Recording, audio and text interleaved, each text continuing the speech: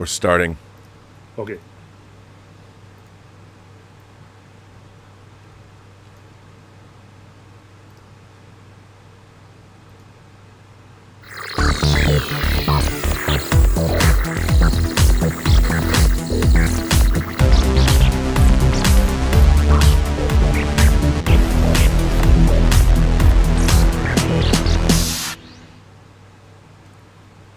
My God, after an incredibly long hiatus, it is I, your pharaoh of physical media, back again. Amazing. We almost didn't make it. I'm, of course, your host, your Duke of Dope Discourse, Robert Meyer Burnett, and we're here for Let's Get Physical Media, episode, 158? Something like that? Who knows? So much time has gone by, technical difficulties, I've been in production. But, I'll tell you something. I didn't realize what my life was like. I didn't realize what a hole, what an absence, what a sadness, what a profound sense of ennui. Not unlike my beloved Antonioni trilogy, I have been feeling for the last couple of weeks. I mean, truly, what is it like when a friend of yours, when a compatriot, when I dare say a fellow traveler is just gone from your life? What do? Well, you know what you do? You cry yourself a river. You cry yourself to sleep.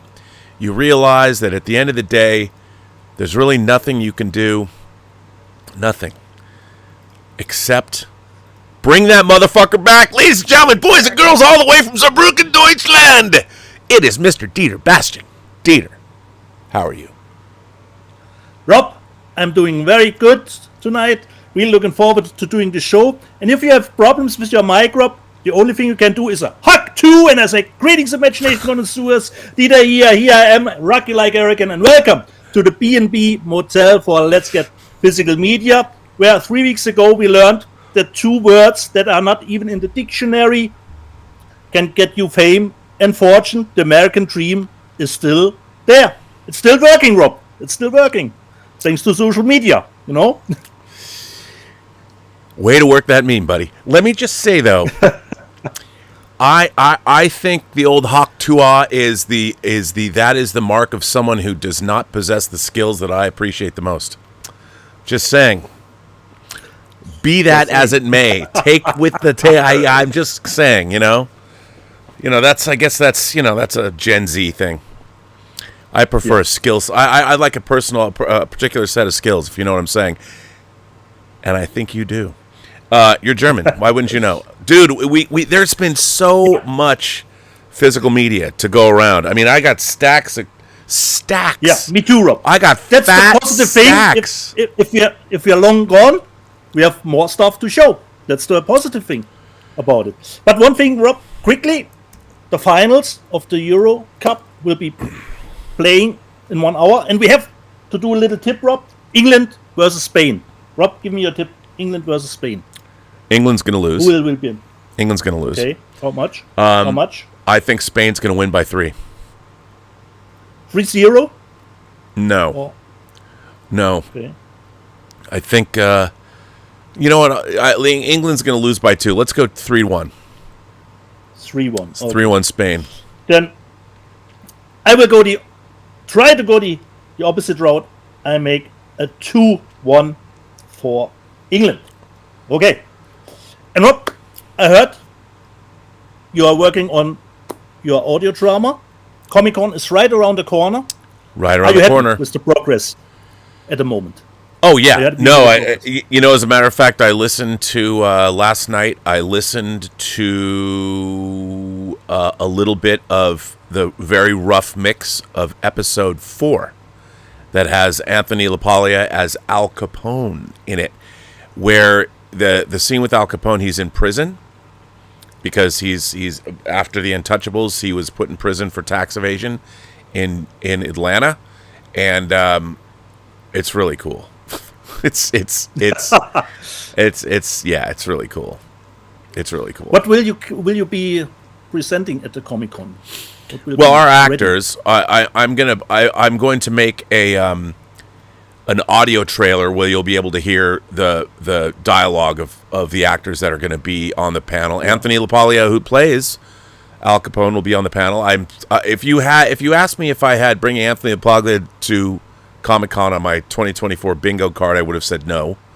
Actor Don McManus, who plays George Raft, the actor. George Raft, the classic actor.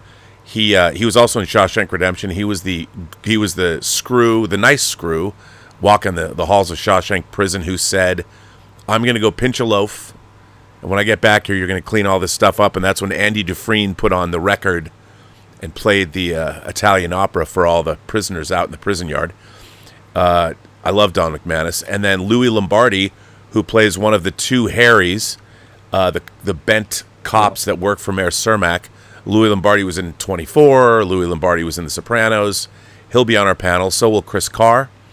And it's going to be fun. It's really, it's wild, man. So I'm really, really excited. It's coming together. And the Kickstarter... And you want to start the Kickstarter this week? I think tomorrow, if I finish the Kickstarter video. It's not like I'm busy enough, you know? You can never be too busy. But what's so fun about this project is Max Allan Collins' script. What I love about it, even though I'm putting it together, I have a scratch track with my voice reading everybody. But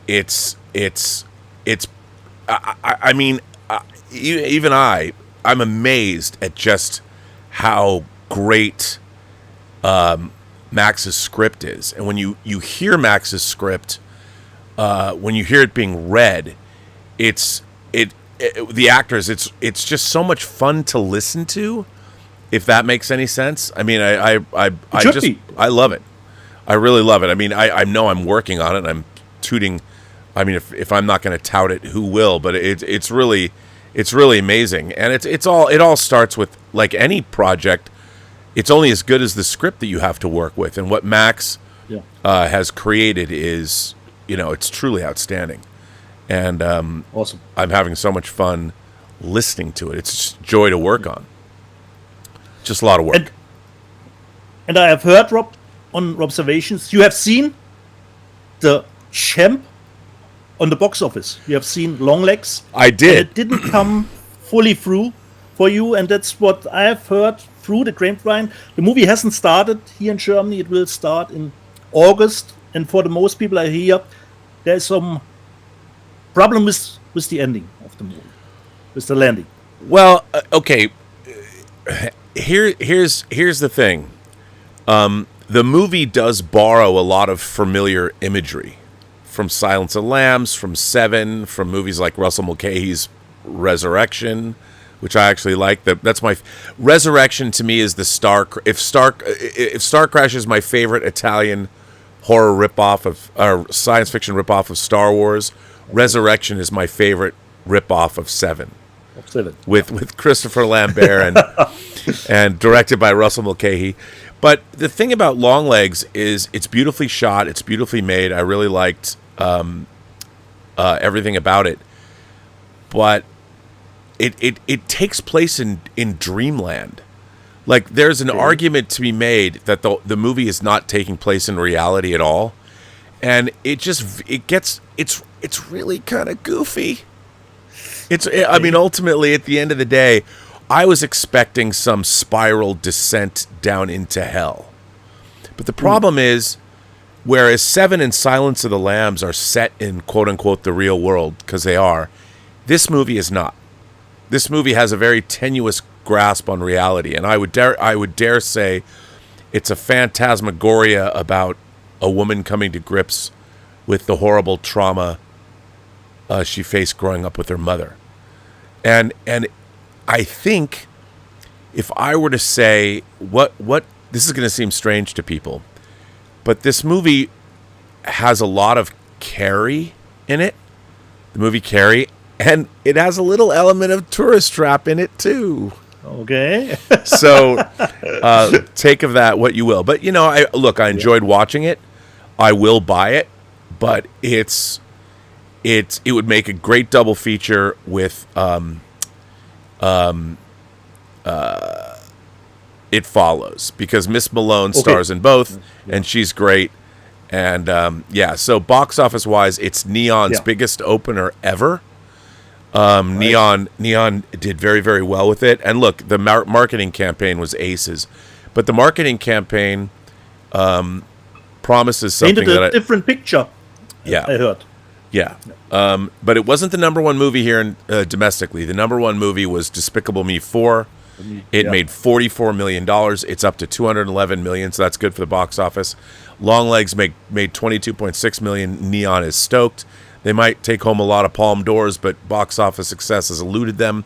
So the $26 million. Inside Out 2 made $20.7 million. Quiet Place Day 1 made $11.8 million at $116 million, so that is very, very good. Fly Me to the Moon, a new film with Channing Tatum and Scarlett Johansson about a fake moon landing, $10 million. Bad Boys Ride or Die made another $4 million for a total of $184 million. So Will Smith is back, baby. Horizon made $2.44 million for only $27 million total domestically. Maxine made $2 million for an $11 million gross. Indian 2, which I don't know anything about, opened and it made $1.96 million. And Sound of Hope is up to $9.76 million. So that is the box office here domestically, sir. There you go. Nice. And I think, Rob, considering Maxine and Longlegs, you would think Maxine, through the first two movies, would have a bigger impact at the box office, with the fan base already building. But you can see how good a marketing campaign can work for a movie, for like Longlegs, which didn't have something to go off before that, Yes, it's true. Those movies are still very niche. Yeah, they're not. Definitely. But I will say this: one of the things at Longlegs, they had horror trailers. Smile 2's got a great trailer that looks great.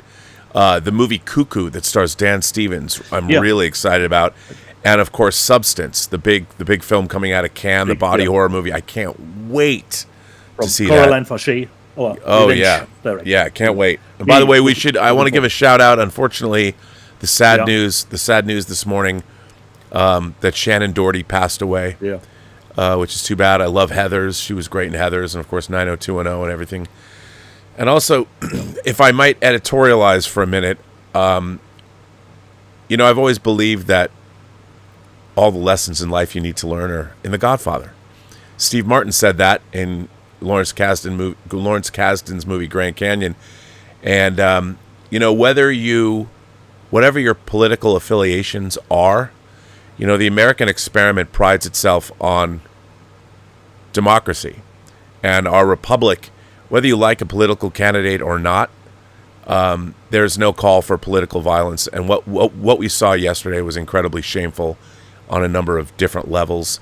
And the rhetoric, I've always made it a point that this channel, everybody here is welcome. Whether you're a Democrat or you're a Republican, whether you're a conservative or a classical liberal like I consider myself, whether you're progressive, whether you're straight, whether you're gay, whether you're German, fucking German.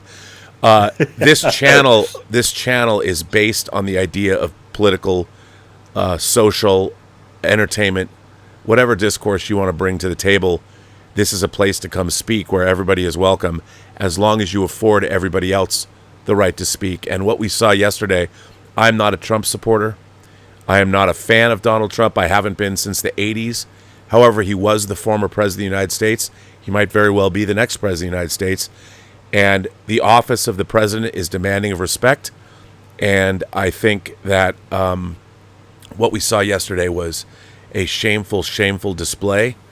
And we should all, to me, what we showed yesterday, never let anyone outside the family know what you're thinking. We showed the world that America is weak, and we showed the world that this country is no longer fit to lead. And if I were our allies, I would be incredibly worried, and if I would be our enemies, they should be licking their chops. And what we saw happen yesterday diminished everybody in this country equally, especially in the eyes of the rest of the world.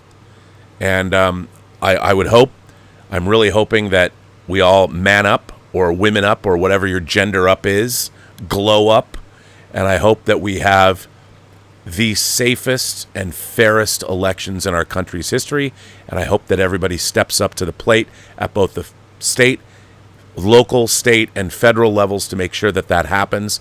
And let's dial back the rhetoric, because our lack of respect for one another, especially as fellow Americans, is going to be our undoing. And there are plenty of people, there are plenty of bad actors out there that are willing to take us apart.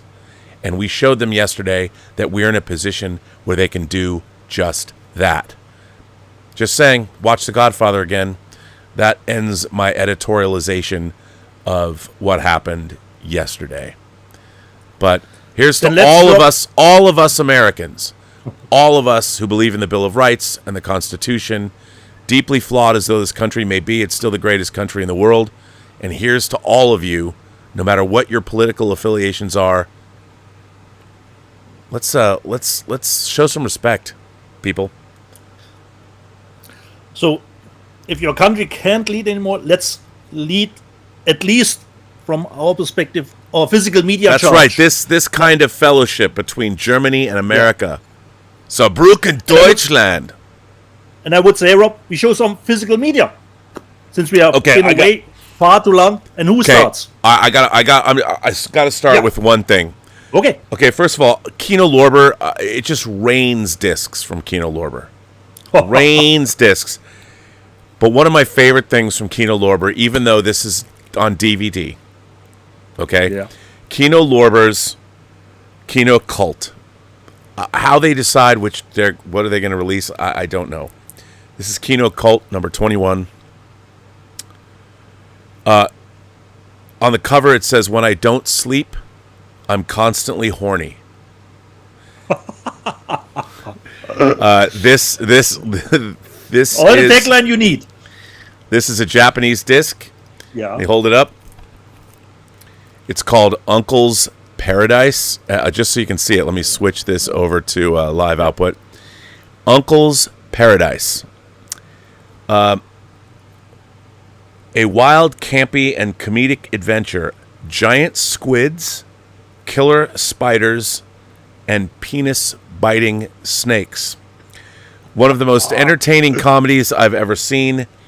A really bizarre and wonderful pinky violence film, in which Uncle Takashi unexpectedly visits his nephew Hararu, who lives the simple life in a fishing village. The problem for Hararu is that his uncle has a few personal issues.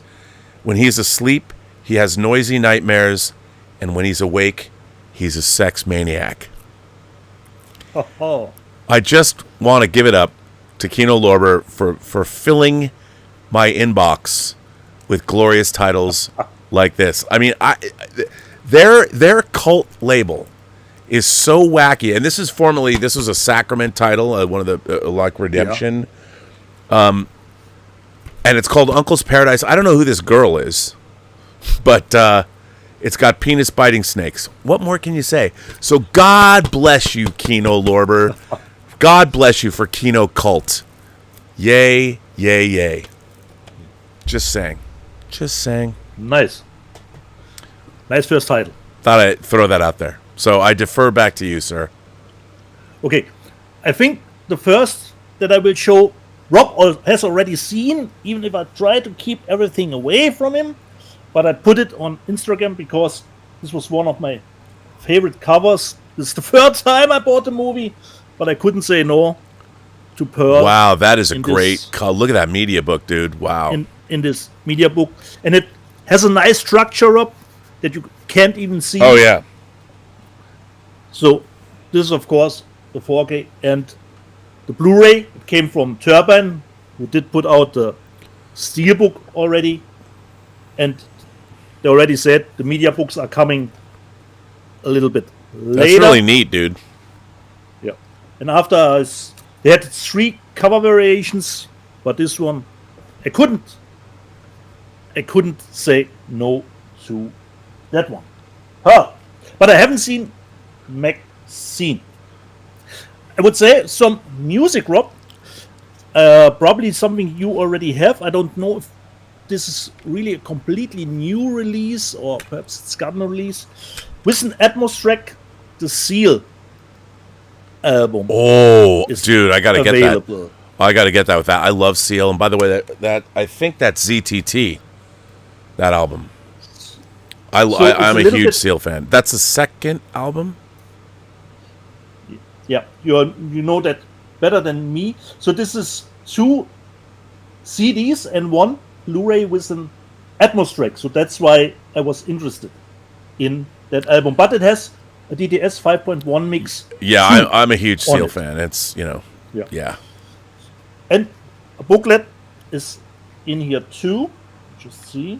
It's a little bit fidgety here. So I don't know if this, let me, here. This is the 30th anniversary Nice. edition of the album. So I don't know. Where'd you get if that it's from? England? probably- Is that British? No, Rob. It's released worldwide. This was just Oh. a German. Oh, I gotta get it. Yeah. It's a worldwide release. Let me just see. Comes from Warner Records. So from Seal.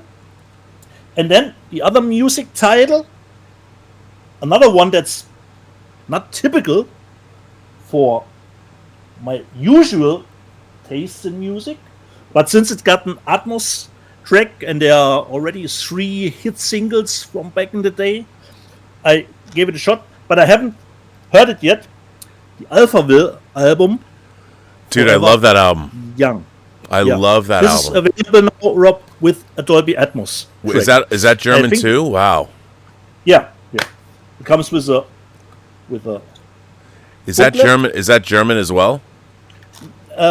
yes, I bought it here, but I would say probably worldwide release. Lyrics for the songs, Yeah. of course, it features big in Japan, and I think it was remastered 2019 already for the 35 year anniversary. But this is the 40th anniversary, and this contains an Atmos track for Oh, I do love that album.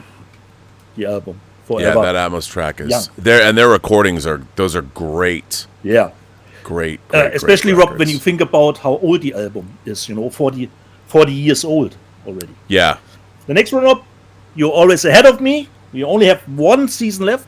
Of course, Monk, season 7.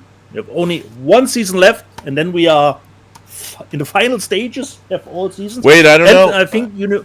Wait. I No, no, don't tell me you have already got the 8, Rob.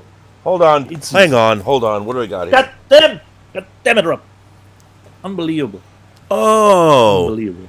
it's. Hang on. You know what? You need to Wait. switch. You need to switch. I need to switch the picture. I'm solo. Oh, season 8. Oh, yeah. Thank you, Kino Lorber. Season 8. Ah. Speaking of that, you know And I what? think- That, by the way, Yeah. Kino Lorber box set. But can I also show you something since we're on that? Look Yeah. what else Kino Lorber sent me. Columbo: Ooh. The Return, the second Columbo box set, Yeah. 89 to 2003. I love the cover with the painted art. Yeah. That's great. So yeah, Monk and Columbo. I have a over there. I have a TV shelf where all the TV shows go. So yeah. thank you, Kino Lorber, along with your Kino Cult. And I think, Rob, I read saying. Universal will put out the final movie of Monk on Blu-ray. That came out last year. Well, that's good. The next one, Rob, I think you already shown, and I think you bought the normal version.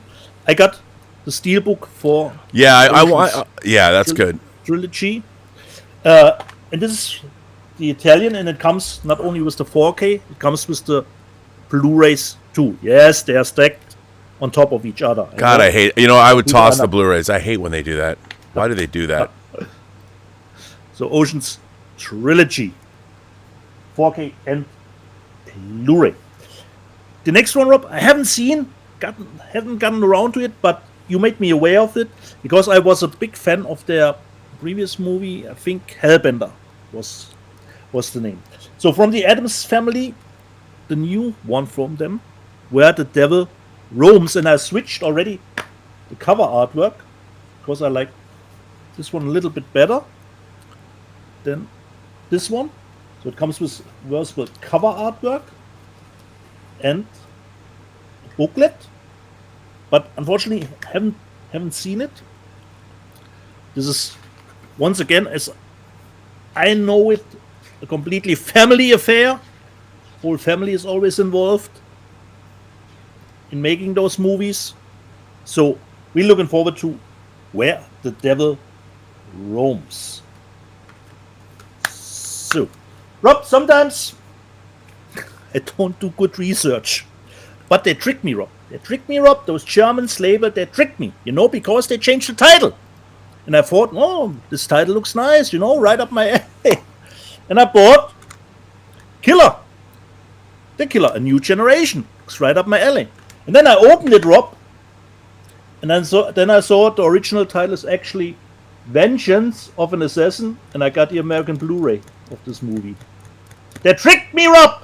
They tricked me. Well, sometimes. Those bastards. Those German bastards.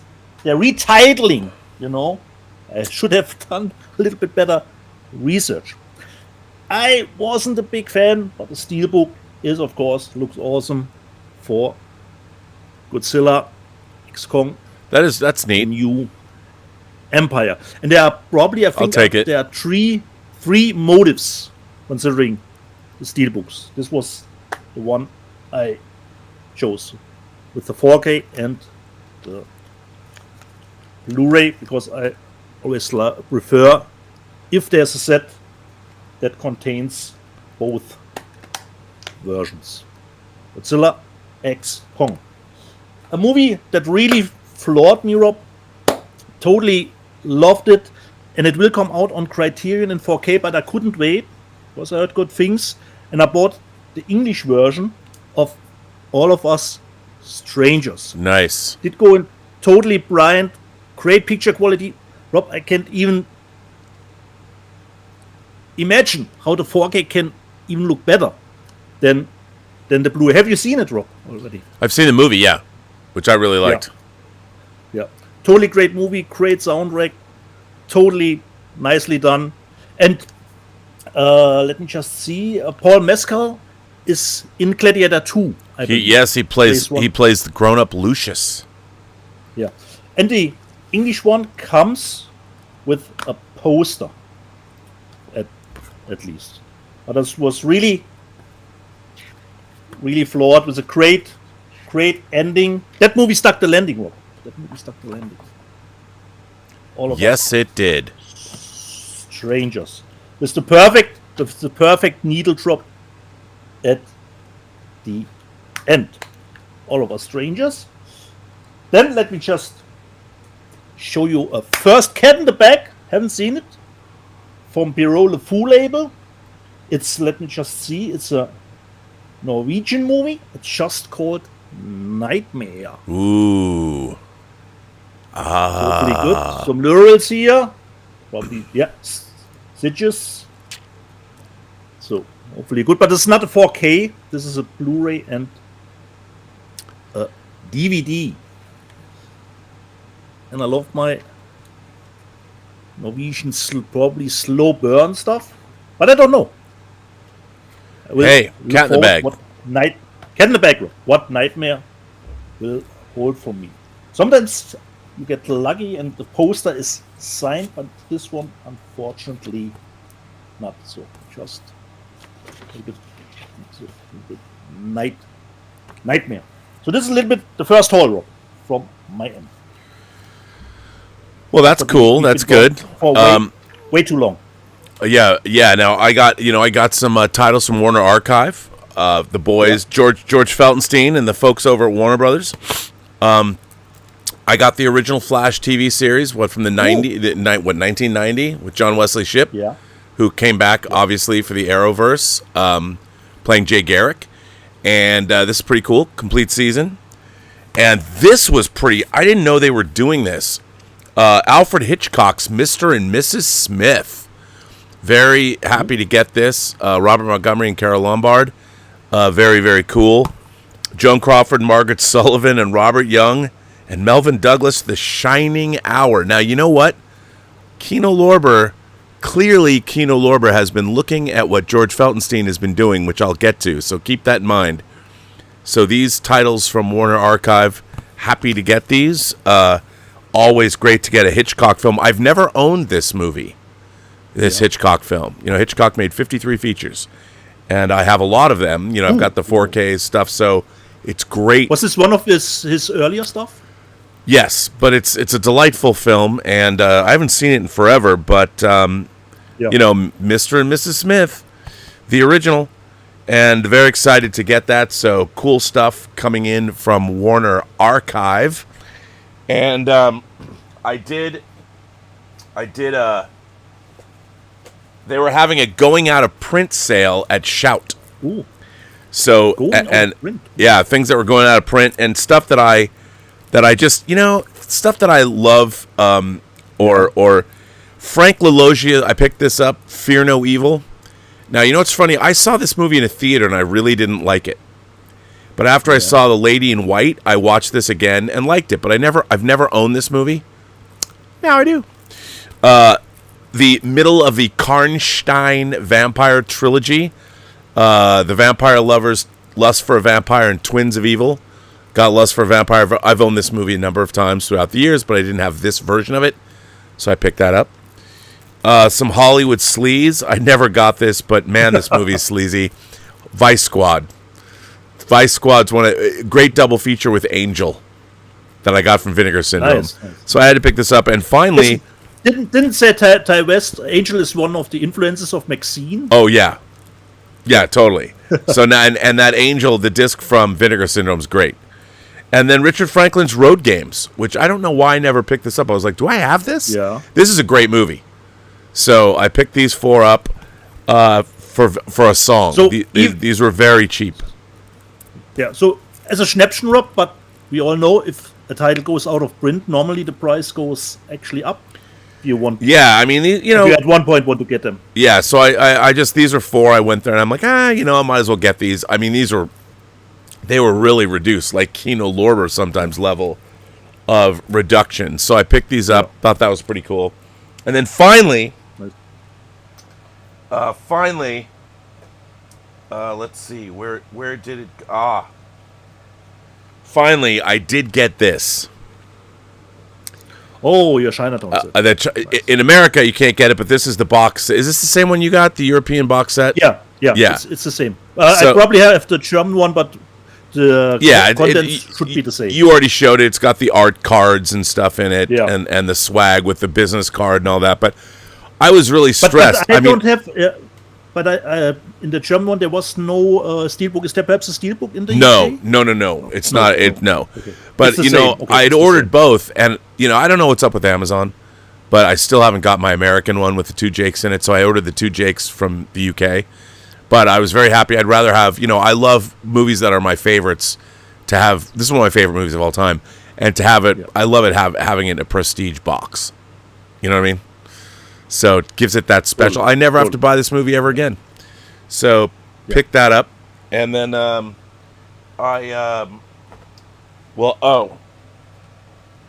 here's something else from Curzon, Bong Joon-ho's Memories of Murder in 4K. I love this movie. Curzon, they put out Wings. Not at first, but now I love it. Not at first. Oh, I love it. And this is, of course, the British edition coming out from Curzon, and it looks fucking fantastic. By the way, you know, it's in this is kind of a digipack. And then it does have a bunch of swag in it. You know, it's 2 discs, and it's like there's all kinds of stuff in here. So I haven't even opened these up, but there's multiple different posters, which is pretty neat. So you've got, I mean, you would never know. Look at these happy guys. Like, this is the most that I know. The cover, the two guys. Yeah, the 2 guys. And they're smiling. Yeah, the 2 guys smiling, and then it's got a booklet. You know, and this is actually a really eagerly awaited title for me to be able to get this. And then there's this too, another thing. Nice. So, I mean, it's funny, these two cops, when they made this movie, the murder wasn't solved yet, but now it is. Yeah. And then this, I don't even know. That was what frustrated me, Rob, after the first watch, because Hollywood trained me. The culprit will get to prison. I know. Be shot, I really like. I watched 2 hours. Nope. And I didn't get a resolve. Nope. Who's the murder? I do love this poster, this artwork for the disc. Yeah. So again, this is one of these 4K titles of a movie I dearly love by a master craftsman, and to get it, thank you, Curzon. And it's funny, you gotta. The UK has got a lot of getting Witchfinder General from '88 films, but very happy to have this along with Chinatown. And let's see. I did get these. You already. I think you showed both of these. The La Femme Nikita Steelbook.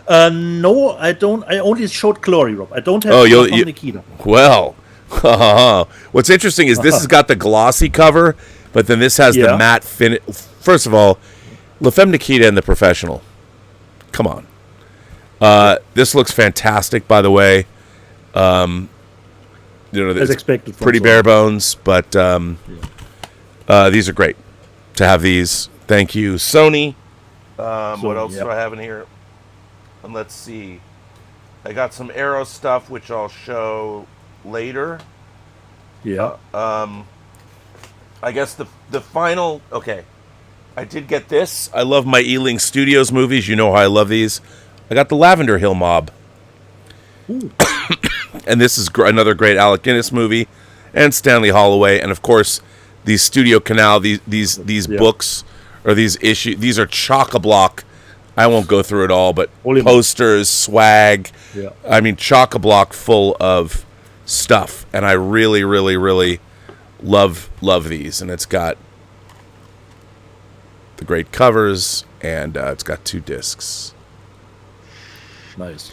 So I love these Ealing Studios, and this I think this is this Region B?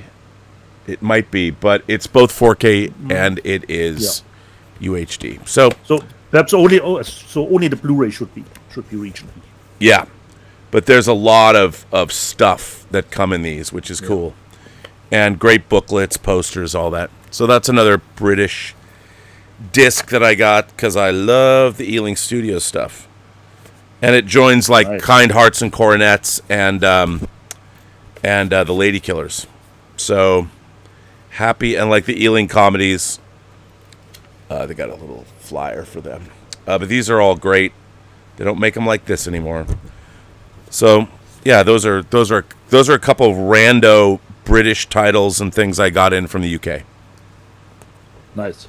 So there you go. So should we go to some super chats, Rob? Some people were firing. Yes, we should. Hold on. Let me just before we do that.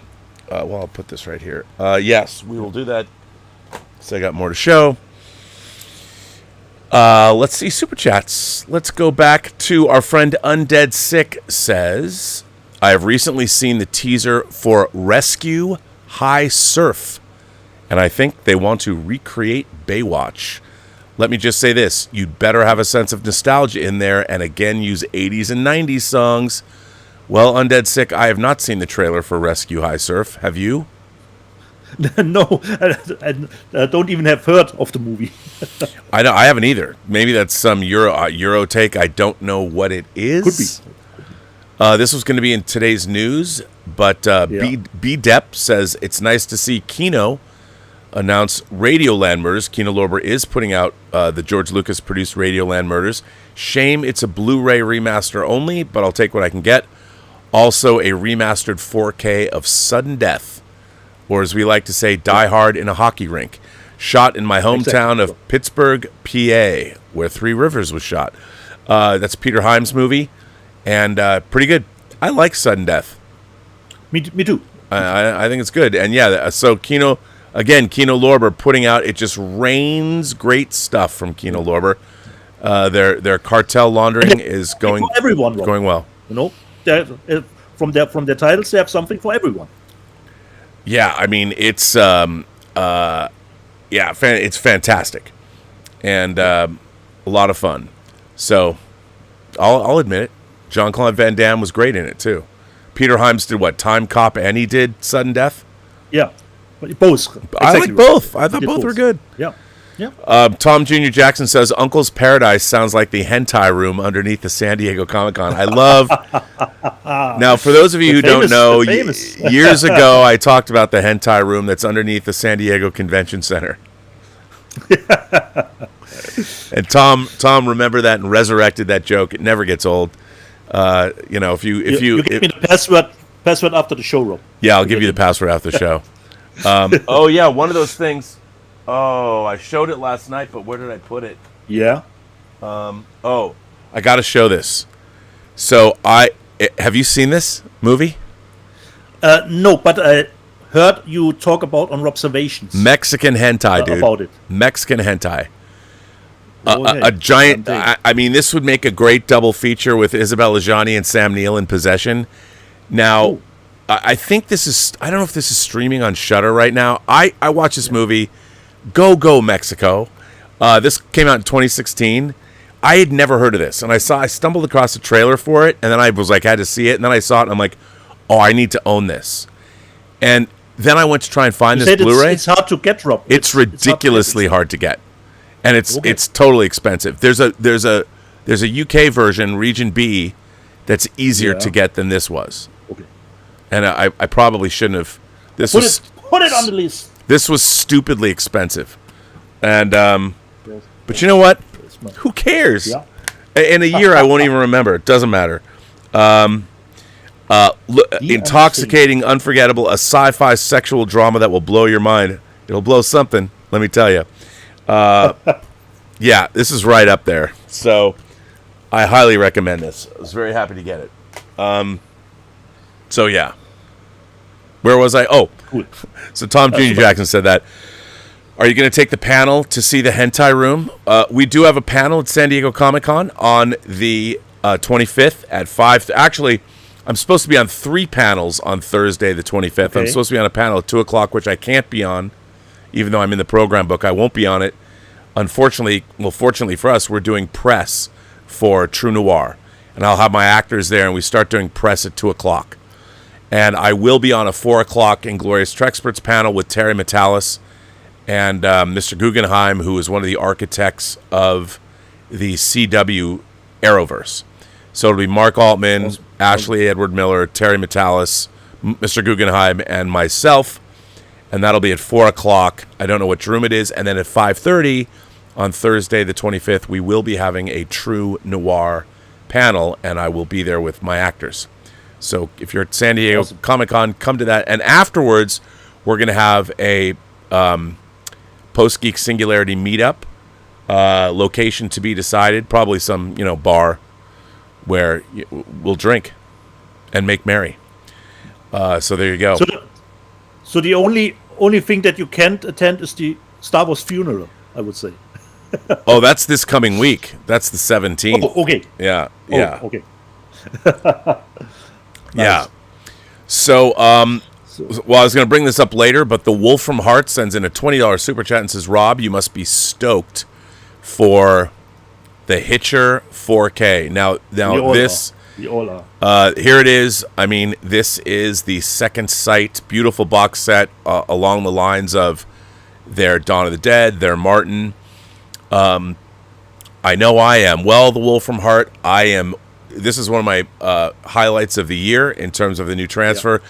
Second Sight has been working on this transfer for a long time. Actually, George Feltenstein was instrumental in locating the negative for them to do the re-release and was able to get them the negative. He had to make a deal that Second Sight doesn't have an exclusive on this. Other people are releasing it, but this transfer that they've done is everything I've heard is spectacular. Like everything Second Sight does, it's worth buying, and I can't wait. This is one of the highlights of the year, I think. Look, I love this movie. I saw this movie opening night when it came out, I think in '86. I was blown the fuck away, and seeing the. Yeah. I would be surprised, Rob, when we do our best of the year, if it wouldn't be in both our top 10s. Yeah, I would imagine. Wolf from Heart goes, I didn't know you did free enterprise until I stumbled on your channel, and I still struggle, as the protagonist did, to pay bills, or do I get this 4K? The answer is you get this 4K. Always. Yeah. Love you, Rob. Well, thank you, Mr. Wolf from Heart, you angel fan, you. Always good. Undead 6 says that High Surf is going to be a new TV show on Fox. Oh. And then Undead Sick asks, this is a good question, what did we think of the trailer for Brave New World, the new Captain America movie? I have not seen the teaser, Rob. What? No. What kind of person are you? I stay away from teaser and trailer. And Rob, the movie comes out next year. And we already get a teaser half a year ahead of the movie. I have not seen the teaser. I can't well, usually they release a teaser before the new Marvel film, the new movie. Yeah. So, I thought it looked intriguing. I love political thrillers. I love the idea that it's leaning into the same waters that Winter Soldier came out of, and Falcon and Winter Soldier. It looked intriguing to me. It looks interesting. I know it's had a hard, rough production, but it does look intriguing. So I am excited about it, and I really do hope it's good. I mean, and it will be interesting to see if people are coming back to the MCU. Yes. By the way, the Wolf from Heart has been a member of the channel for 10 months. Shape Take sent in a super sticker. So thank you, Shape Take. What shape do you take? RJ Conlon has become an Imagination Connoisseur, a member of the channel. And Matt Guy says his Aliens 4K started pixelating while watching on my DP-UB820 player. Watched the same scene on my PlayStation 5 and had no issues. Any way to resolve my problem? It could just be an issue of literally dust or schmutz on the disc itself.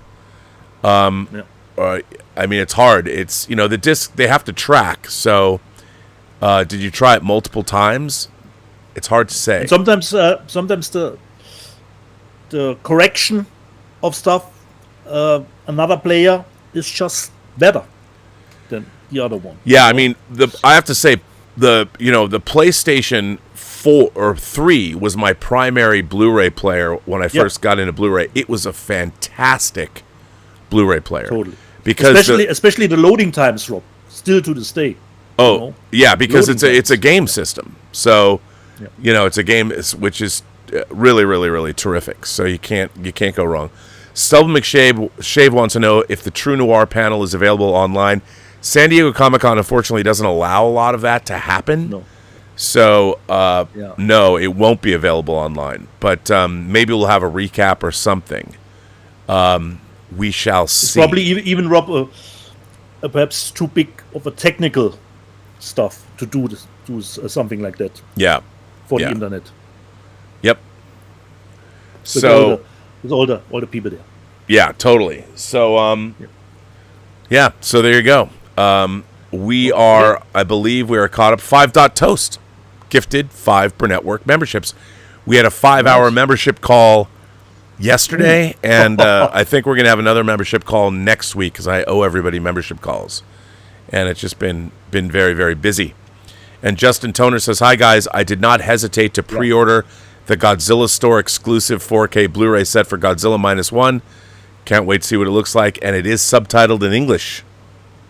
Finally. It was about goddamn time. Yep. And Rob, since we've been 3 weeks away, I've seen some things digitally that, of course, I wanted to talk with you about even on the last show. And I finished The Outlaws Season 3. And Rob, this is a series that probably you should enjoy too, because one of your favorites, Richard E. Grant, is in the show. Yes. Just a little smaller role, but he is in The Outlaws. And it looks like Season 3 will be the final one. And it's really a nice send-off. This one, Rob, came with a little bit of buzz, but I will not purchase this movie on physical media. I saw In a Violent Nature. Oh. Have you seen In a Violent Nature, Rob? No, but I heard it wasn't good. What'd No. you think? Unfortunately not, Rob. I was on board with the movie to a certain extent. If a lot of people probably know it, it's a little bit from the killer's perspective, as you were the chase in the movie. So it plays a little bit, Rob, like a video game, you know? You are the character, you stick around, you know? You get your weapons, you get your tools, you know? And yes, that one kill is awesome in the movie. But sometimes it's just treading water. And I had to think about Europe when the movie was finished. Because, like you always said, every person you meet has a story to tell that you have yet to hear. And then I saw In a Violent Nature, I thought, yeah, Rob is right, but some stories are not worth listening to. And that's the problem with In a Violent Nature with the last 10 minutes. Because our final girl gets away, and a woman comes to her aid in a car, and then she gives that 10-minute talk about something, and you always think the movie was wrapping up already, and it did go on and on and on. So yes, there were some good kills in the movie, and a good kill goes a long way for me with a slasher. But as a whole, the concept, yes, it could have worked, but I not love fully. that. And A good and kill just- goes a just long in- way with me. long way Peter for Bastian. me, Rob. If you give me a slasher, you know, like I said, every 5 to 10 minutes, give me a kill. But it can work the other way. Considering X, I was totally into the movie, and I've gotten a kill only an hour in the movie, you know. And just because you do a movie 4x3, that doesn't make it an art house movie at all. Just First of all- because you choose that format to do it. So, and sometimes, Rob, even one of the kill scenes, Rob, a kill scene got boring because it took forever. And then at the ending, Rob, when the final girl, you know, is the last one, he smashes another guy, you know, the head in for, I don't know, 30 times, and she's just standing there, Rob. Not even in shock, not even in pain, screaming. No, she's just standing there. She's not running away. She's just standing there. And then we switch the perspective to her and follow her through the woods for probably 5 minutes or probably 10 minutes or so. So the ending, the last 10 or 15 minutes totally felt for me like a reshoot. We have to get it to 90-minute mark somehow, you know.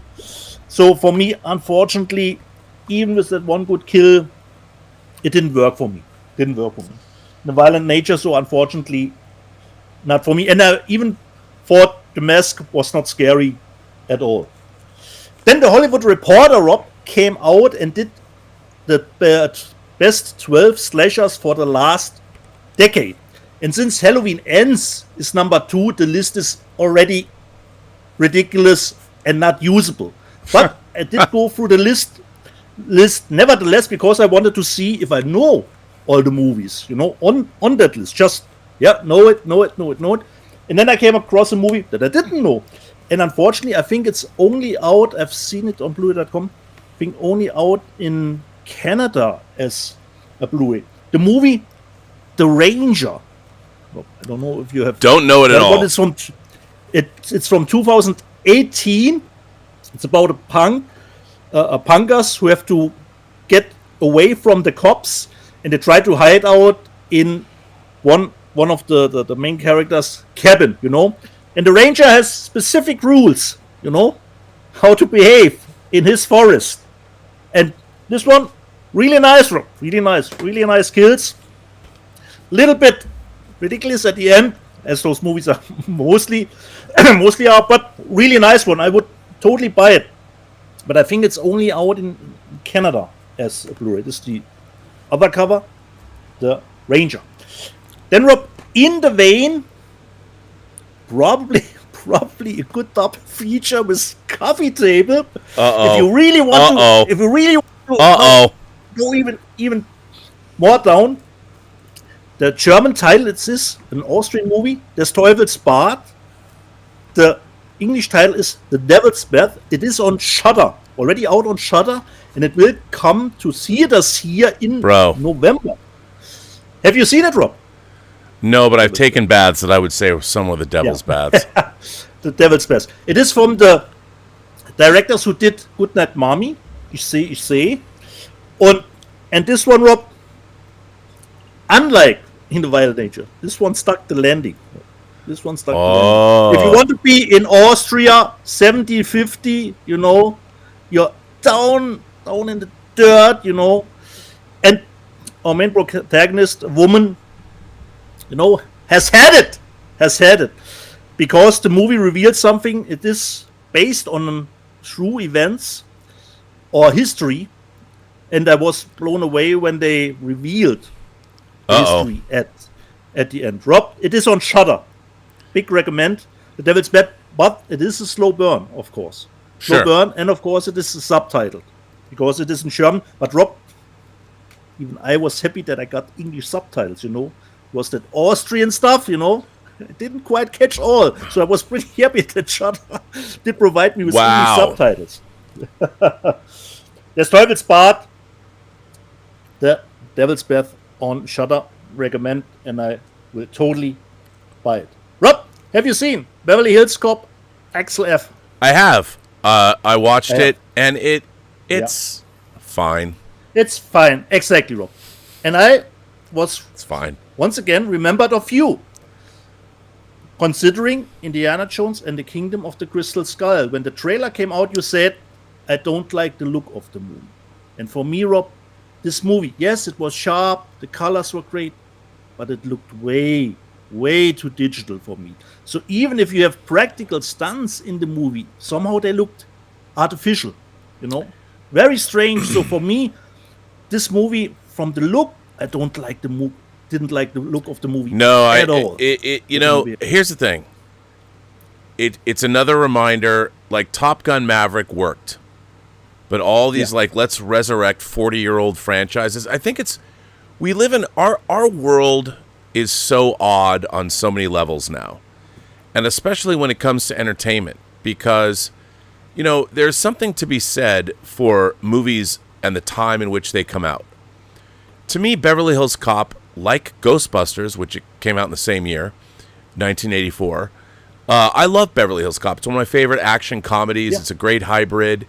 It's so much fun. It's really well done. The action scenes, like the truck chase at the beginning to Neutron Dance, is really, really good. The action, the shootout at the end. I would even put it more in the comedy realm.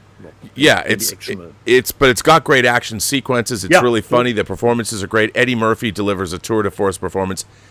It's been 40 years. He's not still a cop. I can't wrap my head around. There's too many. I know that he's only supposed to be like 30 years, and also Beverly Hills is not what it used to be in terms of the zeitgeist of the world. Nothing is. And when I was watching this, it was fine. But they bring everybody back. Like, is everybody doing the same shit that they did 40 years ago? I'll tell you, I certainly am not. And it's just when I watch this, to me, it signals the ultimate decline of empire. Bret Easton Ellis used to talk about the decline of empire on his podcasts and in his essays and things. And I'm watching this movie and I'm thinking to myself, who is this movie for? My theory or my assertion that pop culture, every 20 years it has a half-life. Beverly Hills Cop is 40 years old. It does not live in the zeitgeist of people that are 30 and younger. It just doesn't. No. And so this movie gets made, and Eddie Murphy was perfectly serviceable in it. Yeah, but I'm watching this and I'm thinking to myself, I would much rather see Eddie Murphy in something new. Coming to America 2. I loved him in Dolomite Is My Name. No one had ever delved into the story of Rudy Ray Moore that way. I really like that, but I'm like, here's a really talented guy. And he was great in he played the father in that movie that was on it was on Netflix. The kid that falls in love with the black girl played the girl's dad. He was really great in that. I would love to see him in something new, and relevant to today. and it was fine. But I'm like, I'm watching this going, Yeah. it just It was totally a one watch. Yeah. Yeah, it was entertaining, yeah.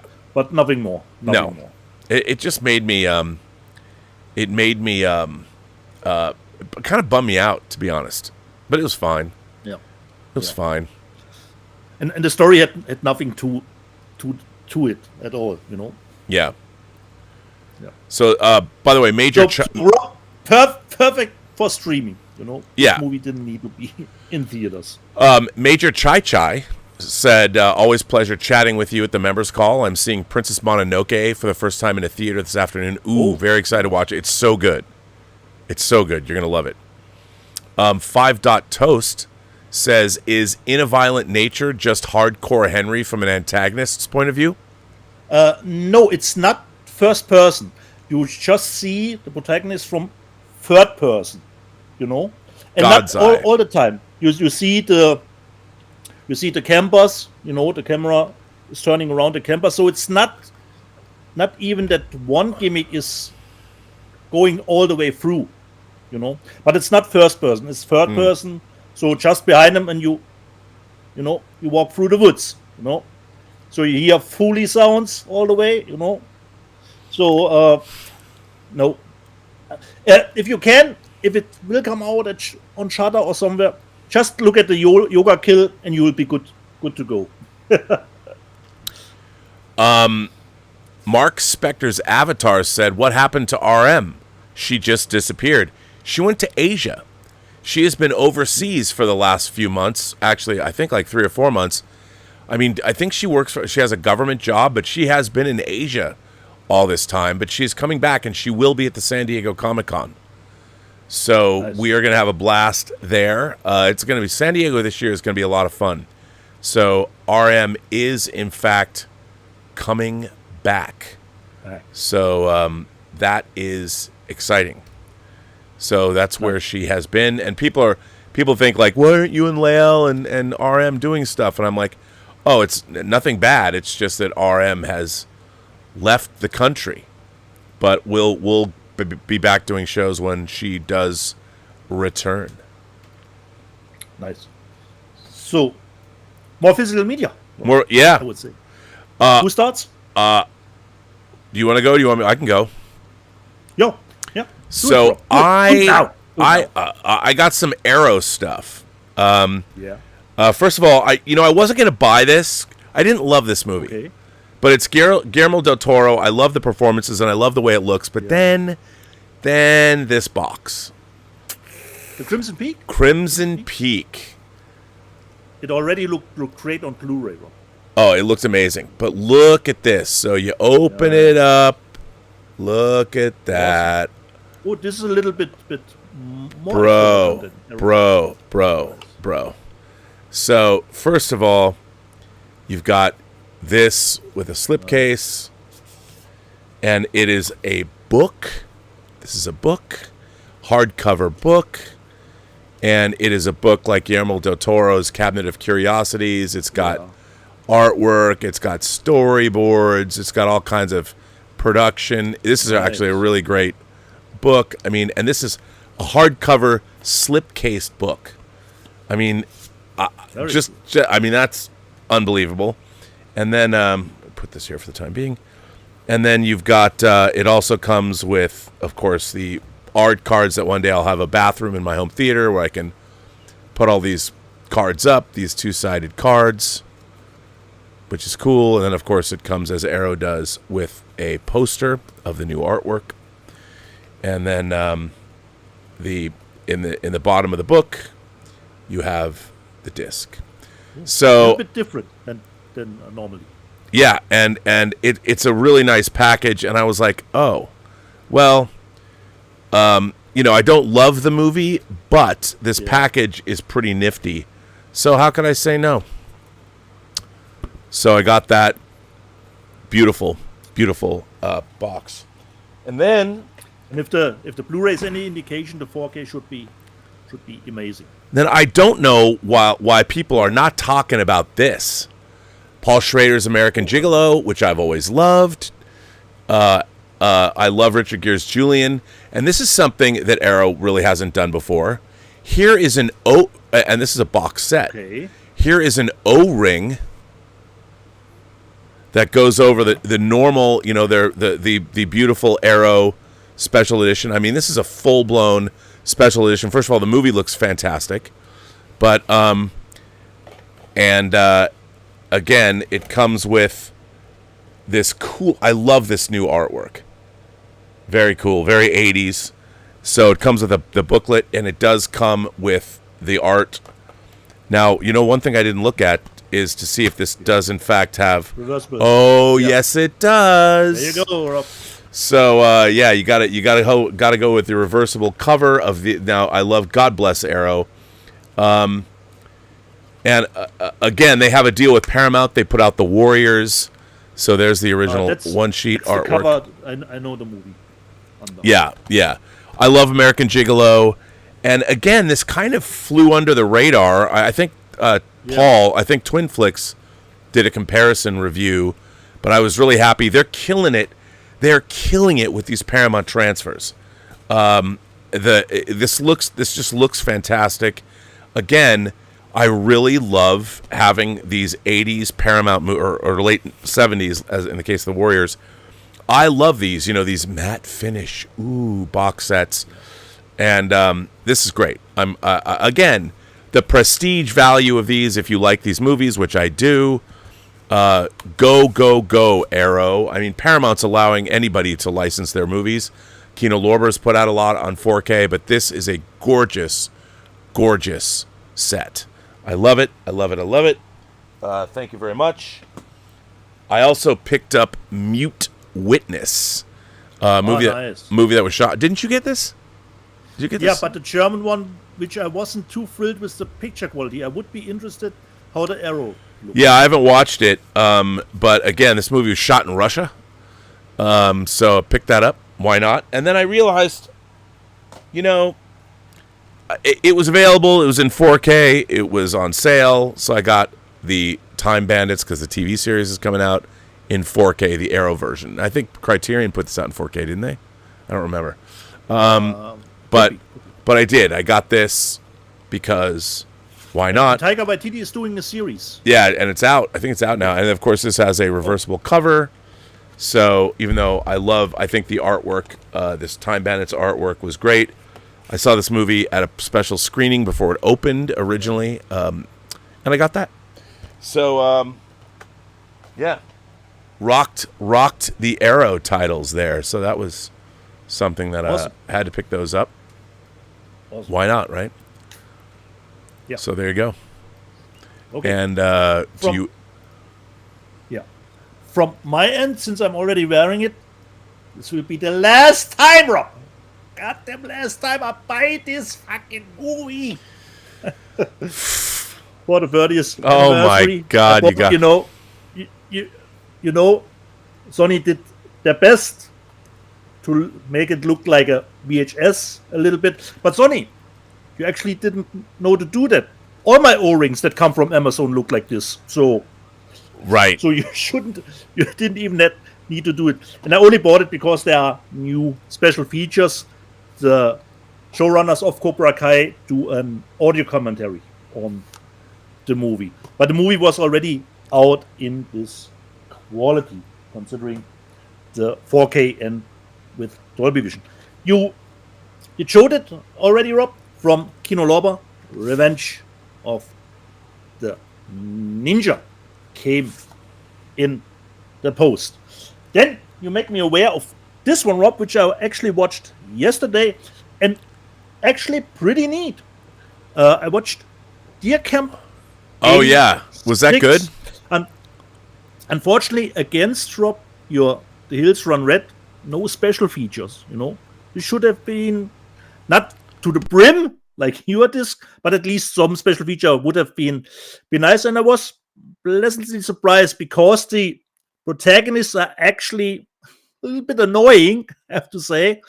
But I loved the look of the killer way more than In a Violent Nature.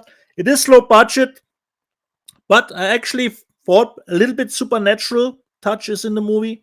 Really nicely done. A little bit Evil Dead, nice hybrid of some horror tropes from that. The only thing, the 80s look is not really there, but actually not that bad. Not that bad. Deer Camp 86. The next one from Criterion. I don't know if I have seen this movie back in the day, with Nicole Kidman, To Die For, which was that movie's great. Right, price reduced, 4K and the Blu-ray, and it comes with a nice booklet again. I love how Criterion makes the booklets this way, and the back is a little bit like a newspaper. So, To Die For, which I waited for, and I saved. From a slogan always said, save the sticker. It's always said. So, To Die For. The other one, like In a Wild Nature, I watched digitally. No, will not purchase this. But this one I watched digitally and said, yeah, I will purchase it. I purchased Monkey Man. Oh, I gotta get that American version with the Blu-ray. Nothing too fancy about it. But it comes not only with 4K, it comes with the Blu-ray 2, which, like I said, I prefer. The next one, unfortunately, was a cat in the bag, but not too thrilling considering the movie, but looks good. Movie Bag of Lies. But I will give it another shot, and I was a little bit, once again, Rob, not doing my research, and I thought, oh, Shudder movie. No, it's not a Shudder movie. It's a Dread original, but I just saw the red logo, and I thought, oh, a Shudder movie. No, it's a Dread original. Bag of Lies. Then, I think, Rob, you showed it already, from Abel Ferrara, from Kino Lorber. Oh, yeah. The great Bad Lieutenant. Lieutenant, of course. And from 88 Films, of course. Totally had a blast watching it again. Nice quality. Jet Li, Fist of Legend, which is a remake of Bruce Lee's Fist of Fury. It comes with reversible cover artwork. And inside, of course, we have the 4K and Blu-ray. Let me just get the stuff out here. So, Blu-ray. Actually, the Blu-ray looks almost like an old Universal one with the Blu-ray logo. Yeah. At the bottom. And then we have the new artwork here as a poster. So both artworks in poster form, and we get this way. Booklet for Fist of Legend with Nice. Jet Li. So a little bit second part of my haul. Well, I got more stuff. Let's see. So, Yeah. by the way, I forgot to show this. Yeah. Robert Ryan and Van Heflin in Act of Violence. This also came in. Did I show that already? Oh, I thought I forgot to show it. Could be wrong. No, I probably did. Just want to make sure. That was a Warner Archive title. Now, I did get, again, a fat stack from Kino Lorber. They just keep sending me. It's so wild. A lot of their stuff comes out on DVD. Here's a movie that is called. It's one of the best films of the year. Extraordinary. A movie called Queendom, which I'm sure is about a drag queen. I don't know anything about this, but it's pretty interesting. A remarkable documentary. They're always putting out these. Kino Lorber is always sending me incredible documentaries. Lost Angel, The Genius of Judy Sill. I guess about a folk rocker. Taking Venice. Again, 1964, the Cold War wasn't the only arms race. Again, you could probably become quite educated. Then Revival 69, a concert film that has John Lennon and the Plastic Ono Band, The Doors, Chuck Berry, Little Richard, Alice Cooper, Bo Diddley, Jerry Lee Lewis, and Gene Vincent. So, how cool is that? I mean, I'm like, all right. Again, I don't know how they do this. I don't understand it. And then, not to be outdone, I don't know if this is a Kino. Yeah, another Kino cult title. Their team up with Something Weird Video. Cocaine Fiends. All right. I mean, this is a classic. And, of course, The Pace That Kills. Again, they've been putting out their evil drug movies from like the 30s. God bless them. God bless them. And then a movie by Marco Bellocchio, a movie called Kidnap. Don't know anything about it, but again, these French and Italian foreign films they're putting out, awesome. And then Patrice Leconte, 3 Patrice Leconte films, and I'm a fan of hers. The Hairdresser's Husband, and Yvonne's Perfume, and The Girl on a Bridge, or on the Bridge, which this is a very sexy movie. So I've seen this, and very cool to have these. Patrice Leconte, like 3 of her movies. Amazing. They've been putting out some interesting stuff. Now, this was interesting because when I got these, I'm like, okay, Kino Lorber is now kind of copying Warner Archive when it comes to the covers of these classic films. They put them out, 2 Burt Lancaster movies. Tennessee Williams play The Rose Tattoo, but look at this cover. They're going to that classic artwork, classic logo. Yeah. And then also Come Back Little Sheba. And this looks like a Warner Archive cover. Yeah, totally. So they're totally going for that. So I got those. And then a random sampling, a movie I've never seen, Alistair MacLean, who I remember buying Alistair MacLean's book Goodbye California because of radio ads. I mean, obviously, Where Eagles Dare. There's all kinds of Alistair MacLean adventures. I think Guns of Navarone is Alistair MacLean. When 8 Bells Toll. Never seen this. It stars Anthony Hopkins. This is from, what year is it from? It's from 1971. I don't know anything about this. But again, put it out with an O-ring. Awesome. Then classic films, a double feature, The North Star and Armored Attack. The North Star is from 1943 and Armored Attack is from 1957. I don't know are the directors the same? I have no idea. I don't know why these hey, but Kino Lorber put them out. God bless Kino Lorber. There has to be some connection, Rob, between the two. Again, now this is wild. I have never heard of this movie. This movie is from 1981. I imagine it's a comedy. It's called Underground Aces. But now here's the interesting things from 81. Dirk Benedict, Starbuck from the original Battlestar Galactica, and Face from the A-Team. Melanie Griffith, Jerry Orbach, who I love, and Frank Gorshin, the Riddler. He was also in 12 Monkeys, but the Riddler from the original Batman TV series. Underground Aces. And I know nothing about this, but it's got audio commentary by Horror Fix's James Chandler. And again, know nothing about it. But hey, you go, Kino Lorber. And then I saw this in the theater.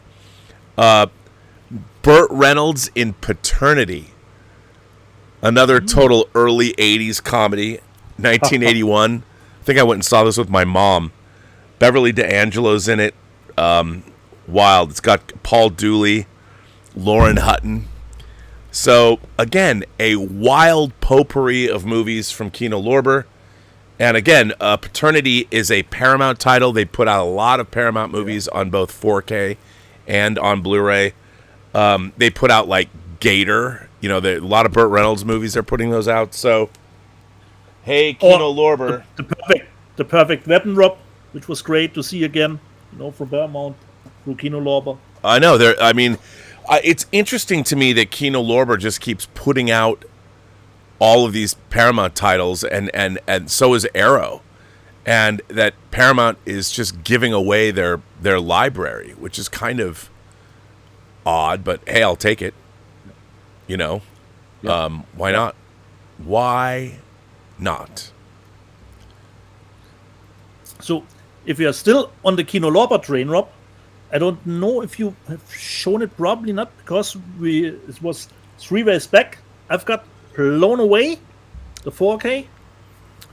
Well, now it's funny. It's funny that you mentioned that. Yeah. Oh, there you go. I have but this is unfortunately, this has music that was changed out from the original theatrical release. It was on the, I think, the DVD, and they didn't change the music. So for those people who like the original version of this movie, Stephen Hopkins directed this. The whole score, or just the part? No, source cues, music, pop songs or whatever. I don't know the name. Oh, okay, pop songs. But you know, Stephen Hopkins, who directed Predator 2, directed this.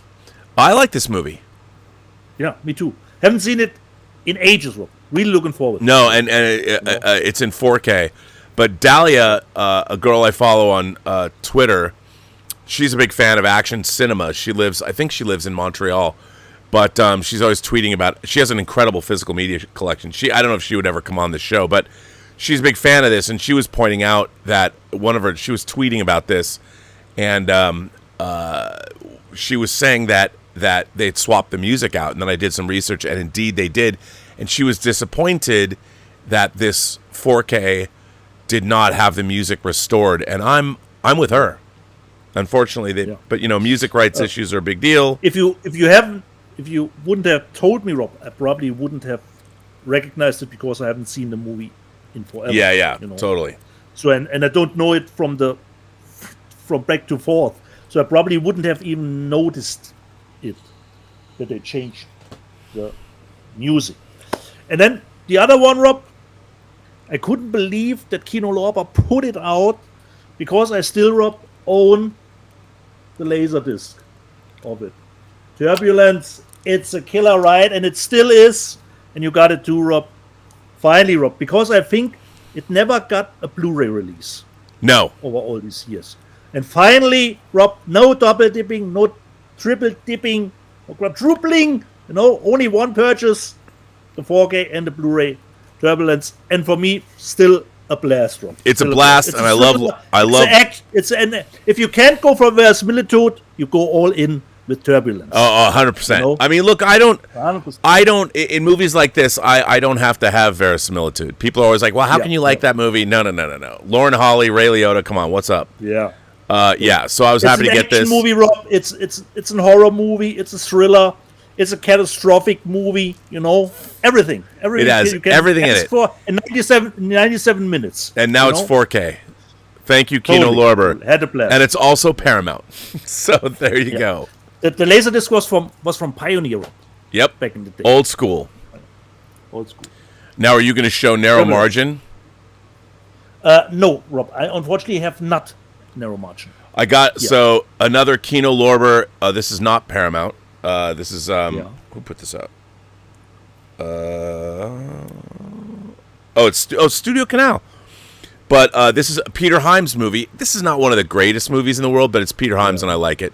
You know, it's Ann Archer and Gene Hackman, and it is I think it's a Kuroko film, is it?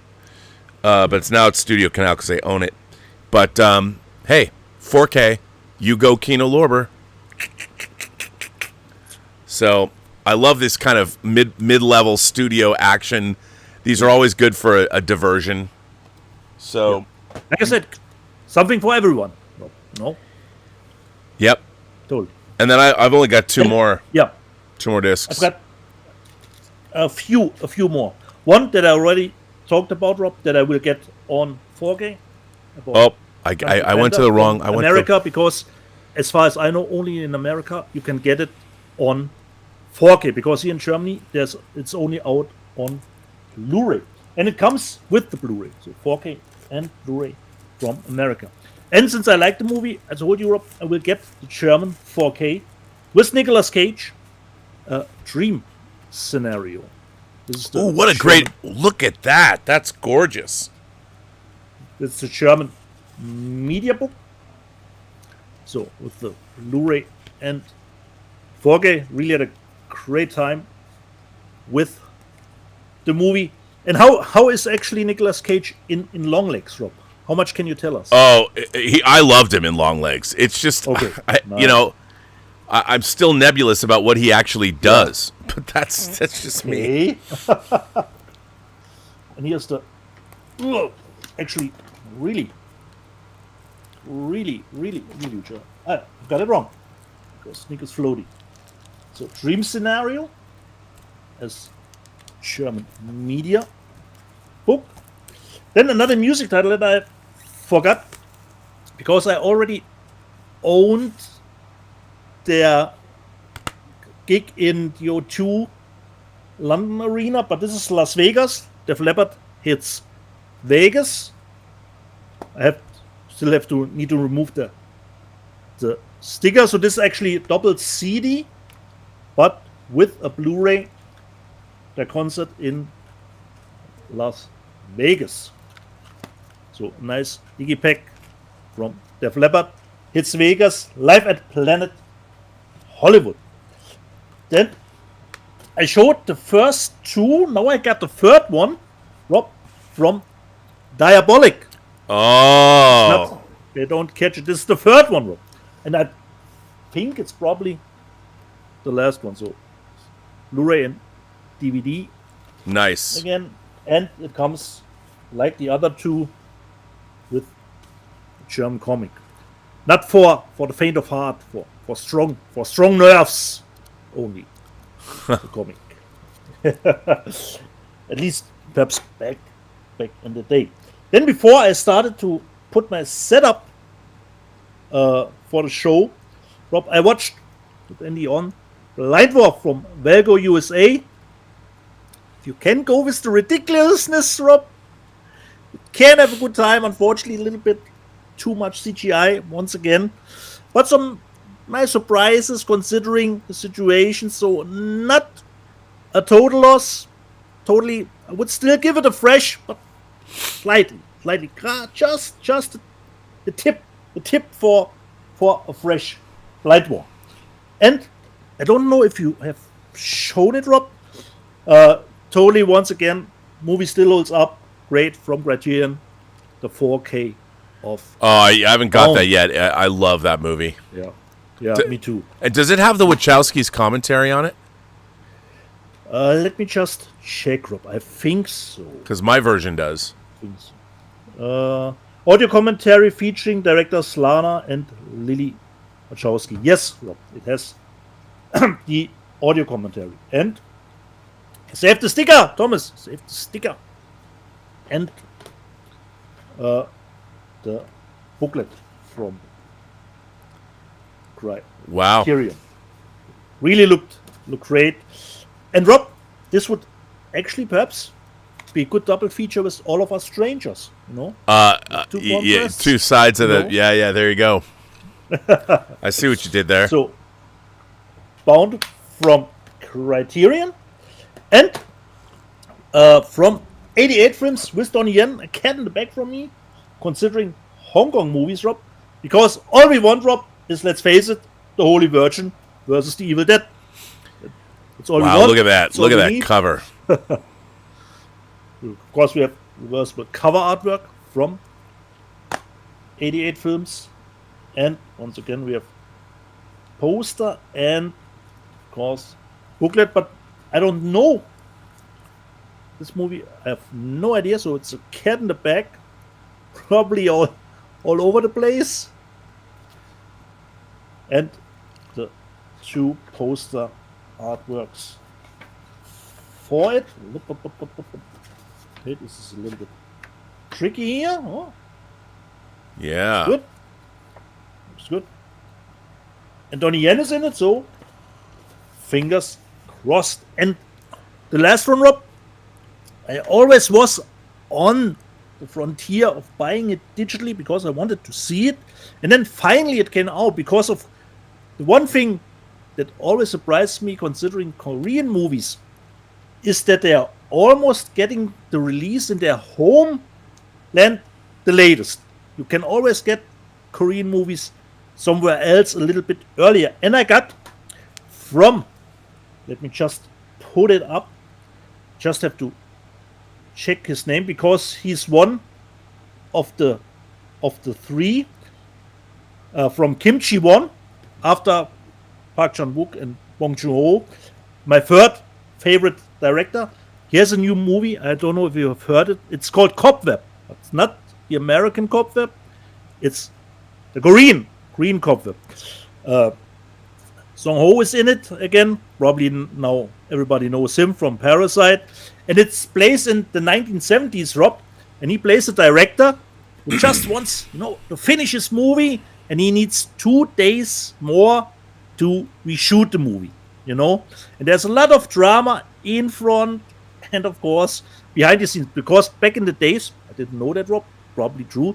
In the 1970s, you have to give your scripts over to the censors. And only if the censor says, yeah, it's okay, there's a lot of anti-communism in it, you can shoot the movie, So there's stuff with censors that coming to the stage, So really not laugh out loud funny, but really amusing, And especially the ending for me, totally fitting Cobweb.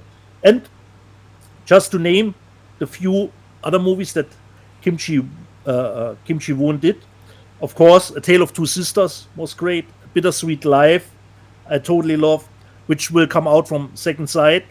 The Good, the Bad, the Weird was great. And of course, I Saw the Devil, one of the movies to draw people into Korean movies. He did The Last Stand with Arnold in America. And I personally had a great time with Ilang, the Wolf Brigade. People bashed that movie. I thought it was awesome. And Cobweb is another good one from him. And this is the Hong Kong Blu-ray. So still not out in Korea itself, strangely enough, because the movie already played, I think, at the Cannes Festival, not this year, last year. So it's not really brand new. So this is my last one, Cobweb. Well, I have two more. Yeah. I have two more. One, Kino Lorber. Thank you, Kino Lorber. The original Invasion of the Body Snatchers in 4K. Yes, indeed. Reversible cover. I think, this is along... What's that? From 1956? Indeed. And, Okay. this is one of my favorite science fiction films from the 50s, along with things like War of the Worlds, When Worlds Collide, Day the Earth Stood Still, Them, Forbidden Planet. This is an incredible film. It's great to now have this in 4K. It looks fantastic. Nice. So I'm very excited to have this. I love this movie. Don Siegel directed it, actually. Of course, everyone knows that. And it's got a lot of chock-a-block special features. And it's great stuff. Great stuff. So, and there is a Blu-ray. I think there's a Blu-ray in here, too. Yeah. Okay. Yeah, there is. So you've got a Blu-ray with DTS, and then you've got the Dolby Vision 4K. Okay. And, if you wanted to have another double feature with Bound, I also have this. So triple feature, Rob. A triple feature. Brokeback Mountain. Ang Lee's Brokeback Mountain. Everyone, nowadays somebody would say, you can't make that movie because those two actors are straight. But great acting, great love story, very tragic. This is a phenomenal movie. And it's great to have it. There's a lot of special features here. And it's got a Blu-ray and a 4K in it. So awesome. Great to have this. Kino Lorber, again, killing it. I mean, it just shows the diversity of their 4K releases. Yeah. So very, very happy with these releases. Very happy with Kino Lorber. My God. So that's it for me, buddy. That's the accumulation of what a bunch of sponsors sent me. Once again, great thanks goes out to Kino Lorber, Matt at Kino Lorber, for keeping me flush with all these things, and watching them is a chore because there's so much. But don't stop. Love them, and it's great to see what you guys are putting out in 4K. So also, thank you to George Feltenstein and everybody at Warner Home Entertainment and Warner Archive, because they keep putting out great stuff. So thank you all. Another movie, Rob, I think I showed it 3 weeks ago, but I watched it finally, Rob. I watched From Arrow, the French horror movie, Pandemonium. Oh, how was that? I totally liked it. It's a little bit like an anthology movie, but I wouldn't not necessarily call it that. You have 3 different parts, but they are connected. And it's a movie, Rob, 2 minutes or 3, and I'm in, you know. You see great mountains, and then you see a guy lying on the street, camera swivels around, and there's a car crash, you know. But probably, did he survive or did he not survive, you know? Nice surprises. Didn't quite stuck the landing, but really nice one, Pandemonium. And for me, a recommendation, you know. Nice. And there are some nice kids in it. Those nice kids in it. Pandemonium. Recommendation from Arrow. And I think this is only out in America. This is code A. Okay. Well, this is interesting. So, North Star and Armored Attack, which I didn't know anything about. Kelvin Wellborn writes in. And Kelvin says North Star and Armored Attack are the same film. They were recut in 1957. Russia is good during World War II, 1943. Russia is evil in the later version during the Cold War in 1957. Ooh, wow. That's interesting. That's how the really movie will be different. Wow, I didn't know that. No wonder. Okay, I love it even more now. Wow. Yeah. Oh, wow. That's really, really cool. Now it's very interesting to see how they handle that with the same footage. Yeah, that's really interesting. Our friend David Crabtree. Haven't heard from you, David, in a while. David Crabtree is here. He says greetings on this fine Physical Media Sunday.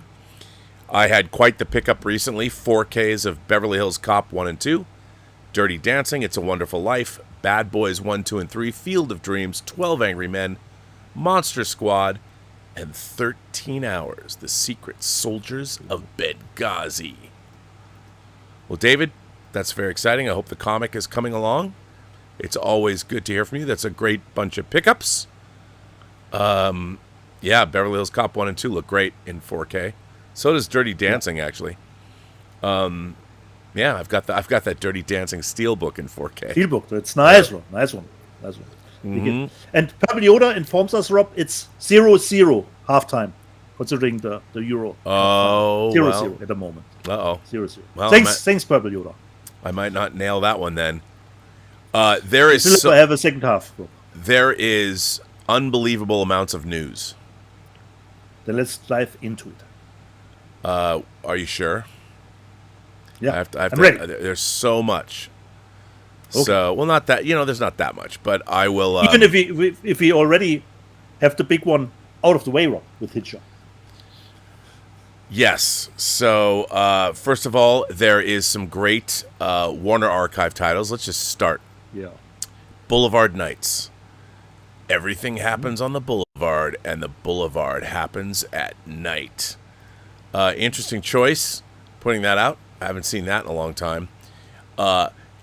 Jim Kelly, Jim the Dragon Kelly, he clobbers the mob as Black Belt Jones. Let's get some great blaxploitation, Warner Archive.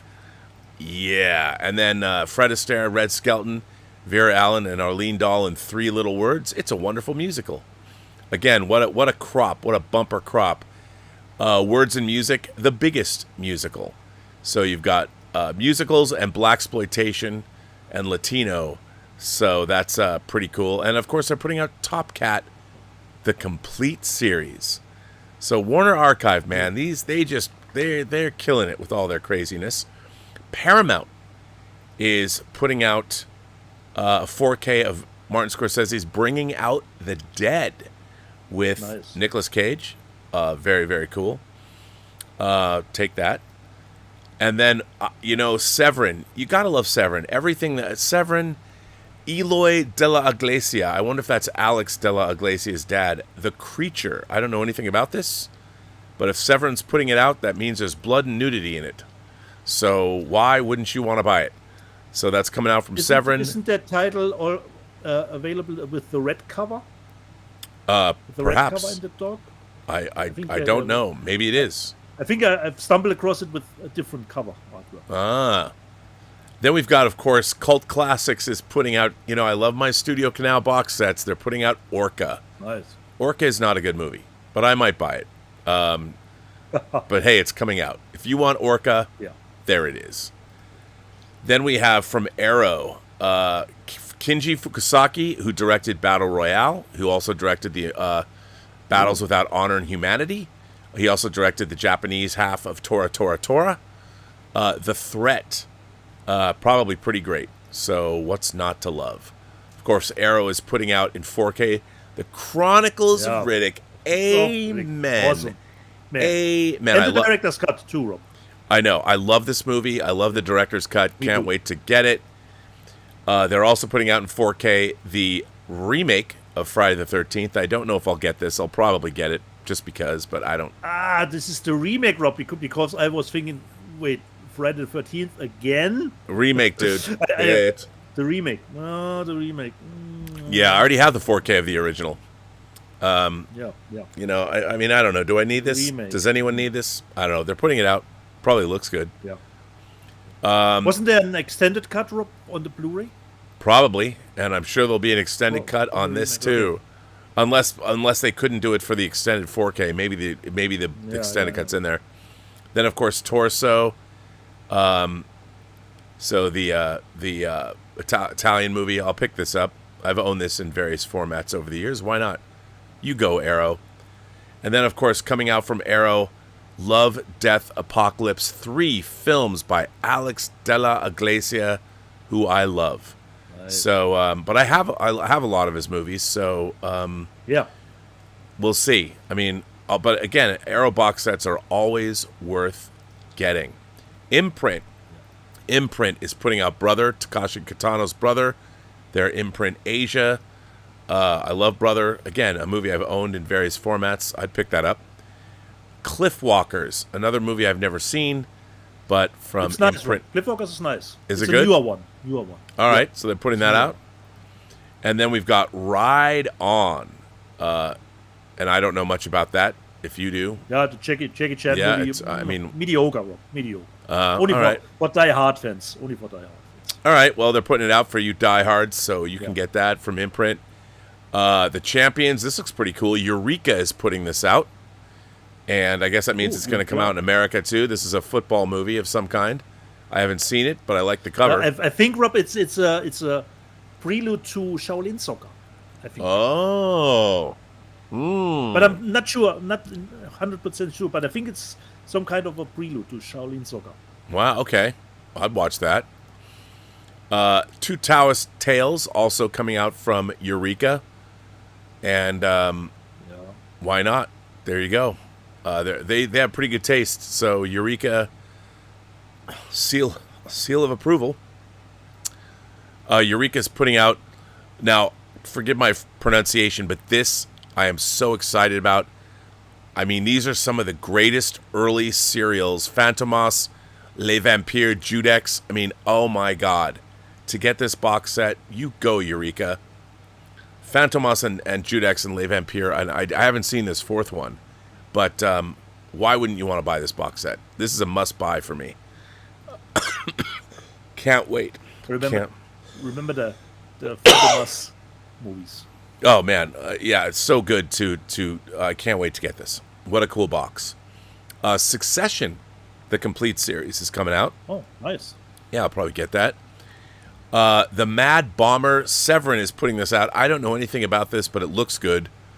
The Mad Bomber, it will blow your mind. I'm sure if Severin's putting it out, I always am like, Severin, again, the folks over at Severin know what's up, so I bet this movie's at least fun. Kino Lorber's putting out White Dawn with Warren Oates, Timothy Bottoms, and Lou Gossett. Kino Lorber is also putting out, this is BFI, Die Monster Die. I always liked this movie when I was a kid. So that's, again, BFI, British Film Institute. And then this is Severin, Don't Change Hands. Oh, look at that. I'll buy that. And then to be self-serving, a 4-part documentary that my friend Mark Altman made and Scott Mance made. MVD is putting out 1982, Greatest Geek Year Ever. Awesome. The 4-part documentary that I am in. So there you go. And then Vintage Classics, again, Studio Canal putting this stuff out. The Trees in the Street, I've never seen this. But if Studio Canal is putting it out, The Weak and the Wicked.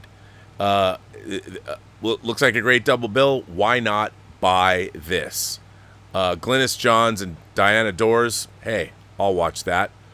And as we know, the Hitcher's coming out from Second Sight.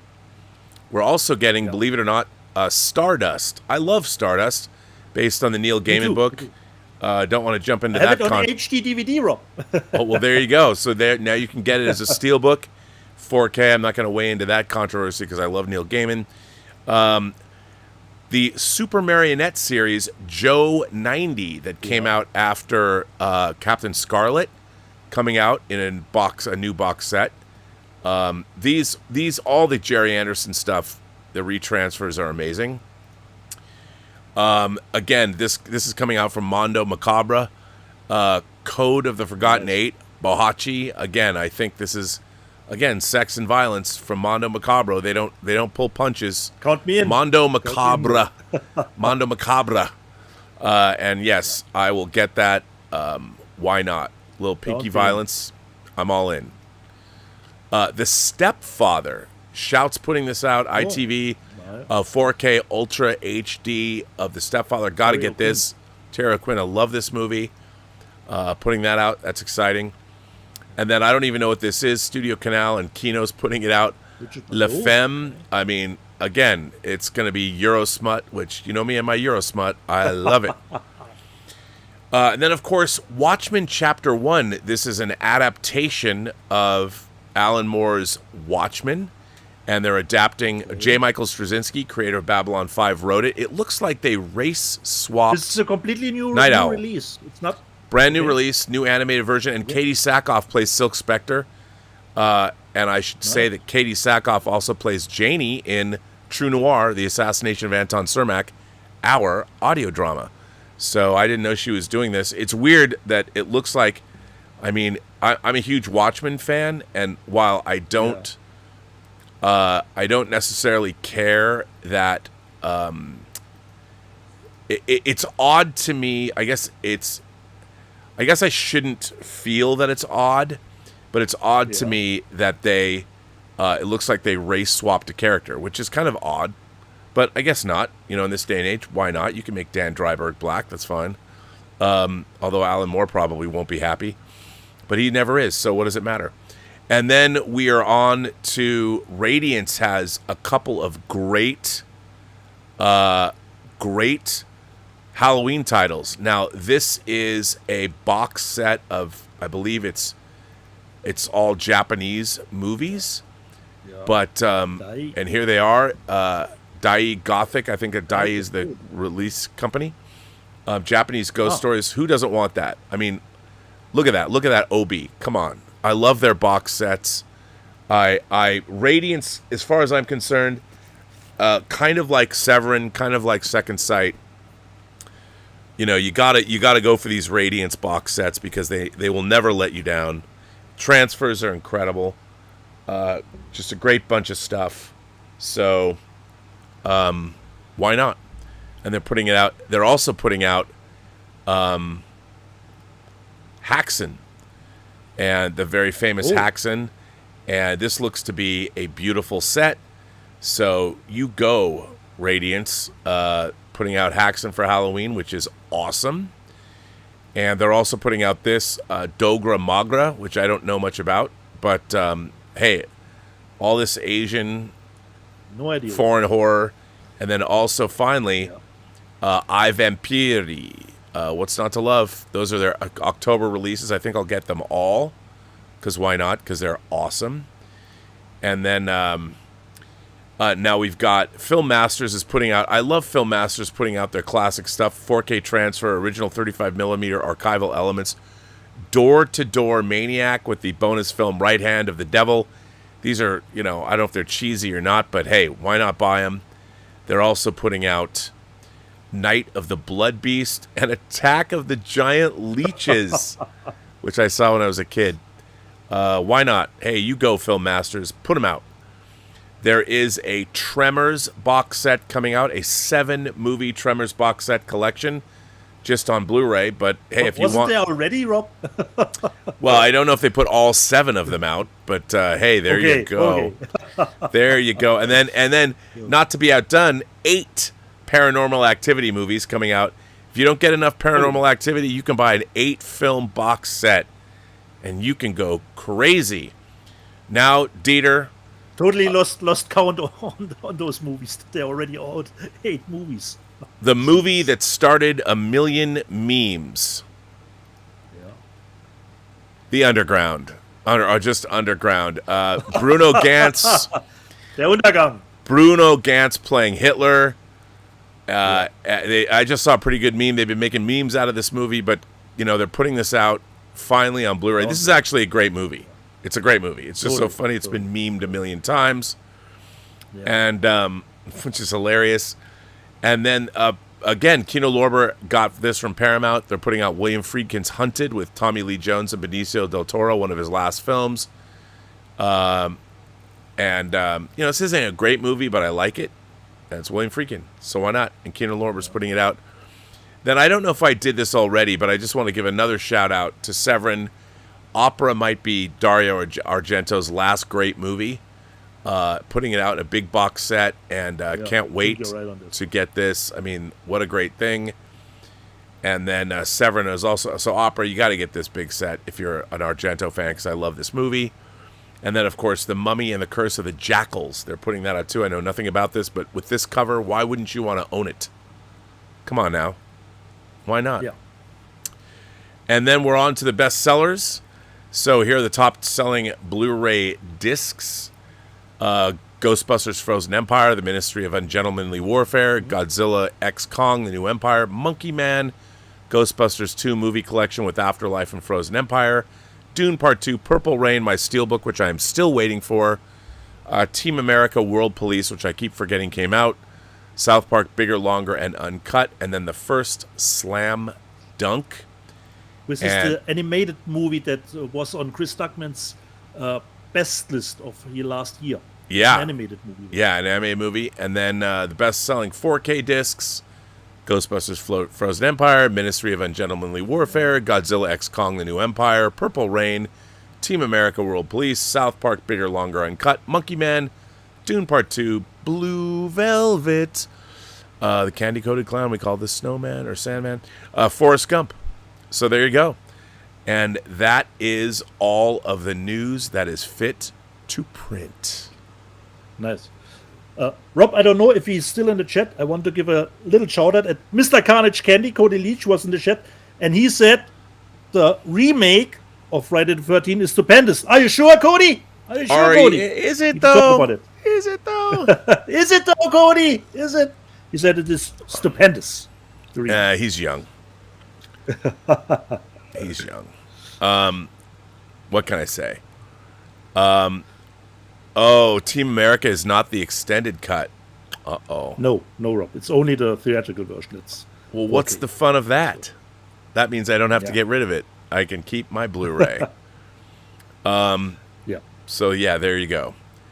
That's, let's see. So we're caught up on Super Chats and tips. Okay. We're good.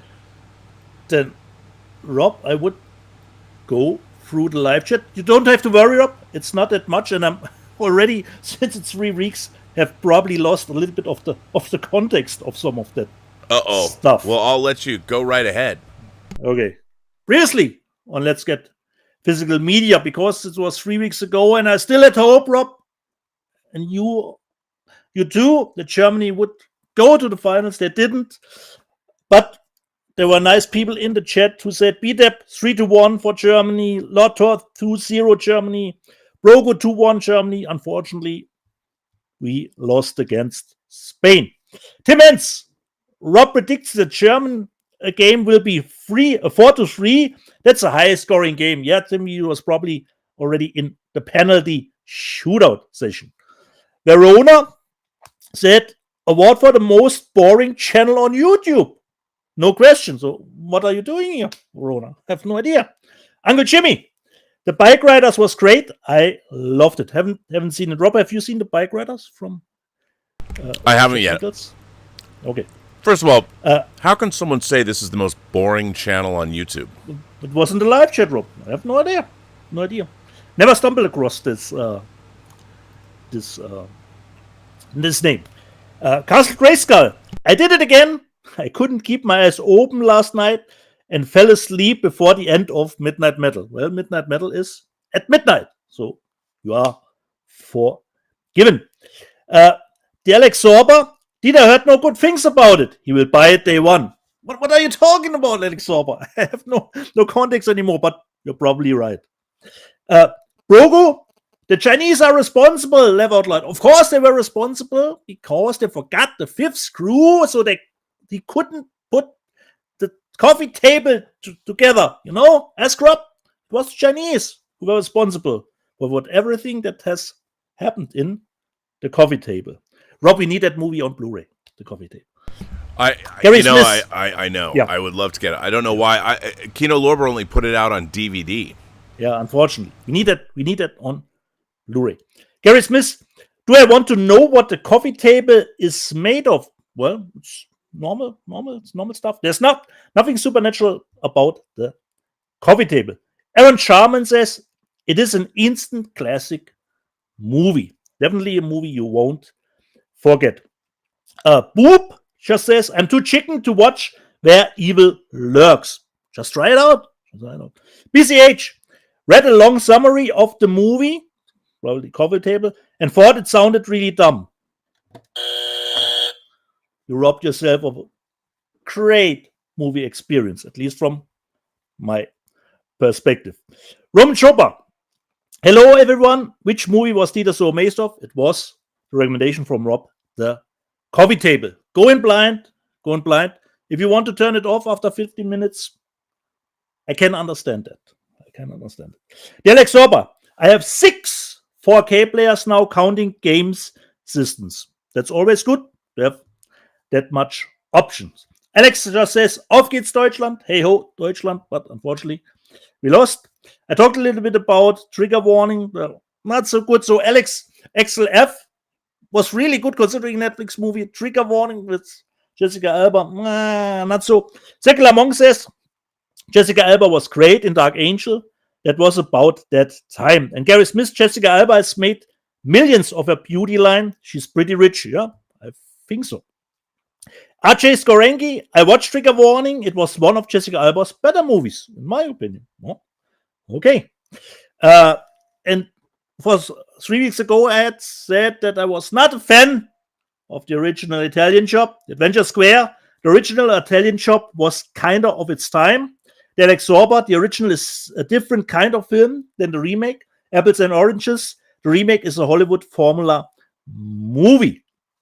And speaking of Donald Sutherland, Andy H says, he was even good in the god-awful war Virus. Virus was great, and actually, yes, he was great in Virus, because I always remember the scene when somebody knocks at the door. He was already wanted to shoot himself. I'm busy. What's up? Totally a great laugh in Virus. The Man's Deeds, it's the Self-Preservation Society. I know. Adventure Square, the original, works as a comedy. It didn't work. Didn't work as nothing. Adventure Square, you know. Gary Smith, I like both Italian Jobs. I was glad that they didn't make a sequel to the remake, and if they do, they need to tie Donald's character to it somehow. And Roman Chopa says, considering the Italian Job, the original, do you know that there existed only 3 racetracks built on a building roof? One shown in Italian in Italian Job is still used. Oh, okay. Wow. Tim Menz, you're only supposed to blow the bloody doors off. Yeah, Tim, a joke telegraphed 3 miles ahead of time, you know. Bill Barclay, considering I showed the movie Home Sweet Home, German one, in a one-take shot movie. Bill Barclay said 1917 was a one-take shot, not entirely. There are some edits in that movie. Walter Whitewalker, I wonder if Dietz has ever watched the show Dark, fantastic German show. Of course, Walter, I have seen the show Dark, really nice one, and a really show that has a great roundup with the 3rd season finished. Awesome. And I'm really a little bit disappointed that Rob, do you know, help me out, the title that the makers did after that didn't get renewed, where they were on the ship. On the ship, and then at the end, I forgot the it was title. like 1899 or something. Yeah, or 1888. exactly, Rob. Exactly. You're right. I totally would have loved if they would have gotten a 2nd season on that one. Castle Grayskull, I didn't get any physical media this week, but I got 4 bags of chips and some Ferrero Rocher chocolates. Okay? That's a nice companion piece. Gary Smith, curious about Alienoid. Never heard of it. Try it out, Alienoid. But like Rob said, you have to go with the whimsical. No, it's fantasy, sci-fi, action, a potpourri of everything. Yes. Paul in Long Beach. Excuse me, Rob. I grew up here. I know the context anymore, Rob, what we talked about. Excuse me, Rob. I grew up here, and I've been told recently that you Semites run the world. Can this Gentile join your club? Just go to the website, fill out the form, but you will be under heavy scrutiny if you can get in. Yeah, look, I've been trying to get a paycheck from them. Where's my protocols of the elders of Zion? Yeah. Where's my Jewish cabal that runs the world paycheck? I don't have that. Yeah. Why not? And some people still don't know, Rob, what you are actually doing outside YouTube. Why hasn't Rob been on John's show lately? Because he's working on his True Noir. Yeah, I mean, we've been recording. We've gone into production on. People keep asking me that on production of True Noir, and I just haven't had time. And leading up to Comic-Con, I hope John will have me back when, in August. Yeah. When we're done, but yeah, this is a big, huge thing. Big, yeah, totally. Rob, just considering your audio drama, are you doing the mix alone? Considering the other noises. No, so I have a whole audio team working. There's people that do Foley, and Foley is like the sound of clothing and footsteps and all that. And then Mike McDonald at Private Island is mixing the environments and all that, all the sound effects. And they do a rough premix for me with all the voices and stuff. And then I approve it. So it's a really long process, and then we go in and do the final mix and put all the sounds, and so hopefully it's not only the voices, Yeah, no, we have to create all the sound effects. Yeah. So it's everything, and it's a lot of work. It's a lot of work. Yeah. So HV Christedot, which is I think a Norwegian death metal band, and Terje tried to help me out how to pronounce it, and he reminds us, Rob, you told me, but I haven't seen it, but it's great that he reminds me again of this. Anyone seen the new Mieke film, Lumberjack the Monster? Very good, says he. Rob, did you get around to I haven't watched it yet. Takeshi Is it good? I'm dying to see it because I love his movies. He says very good, Lumberjack the Monster. Thanks for reminding us of that movie again. Paul and Brunotto got to get Capricorn 1 finally on Blu-ray. And the man says, I always thought Capricorn 1 was a documentary. Okay? That speaks for the movie. The man says, Marlene Dietrich, one of Diet's own. One of Germany's Germans own. HV Christedot, I need to own some Van Damme, currently own 0.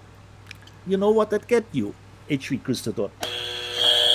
If you own 0 JCVD. Walter White Walker, Sudden Death was fun, but not Van Damme's best. Yeah, totally agree. Dement's one of the very best die-hard copycat movies. Paul and Brunotto, Capricorn 1 and Sudden Death, both directed by Peter Hyams. Yeah.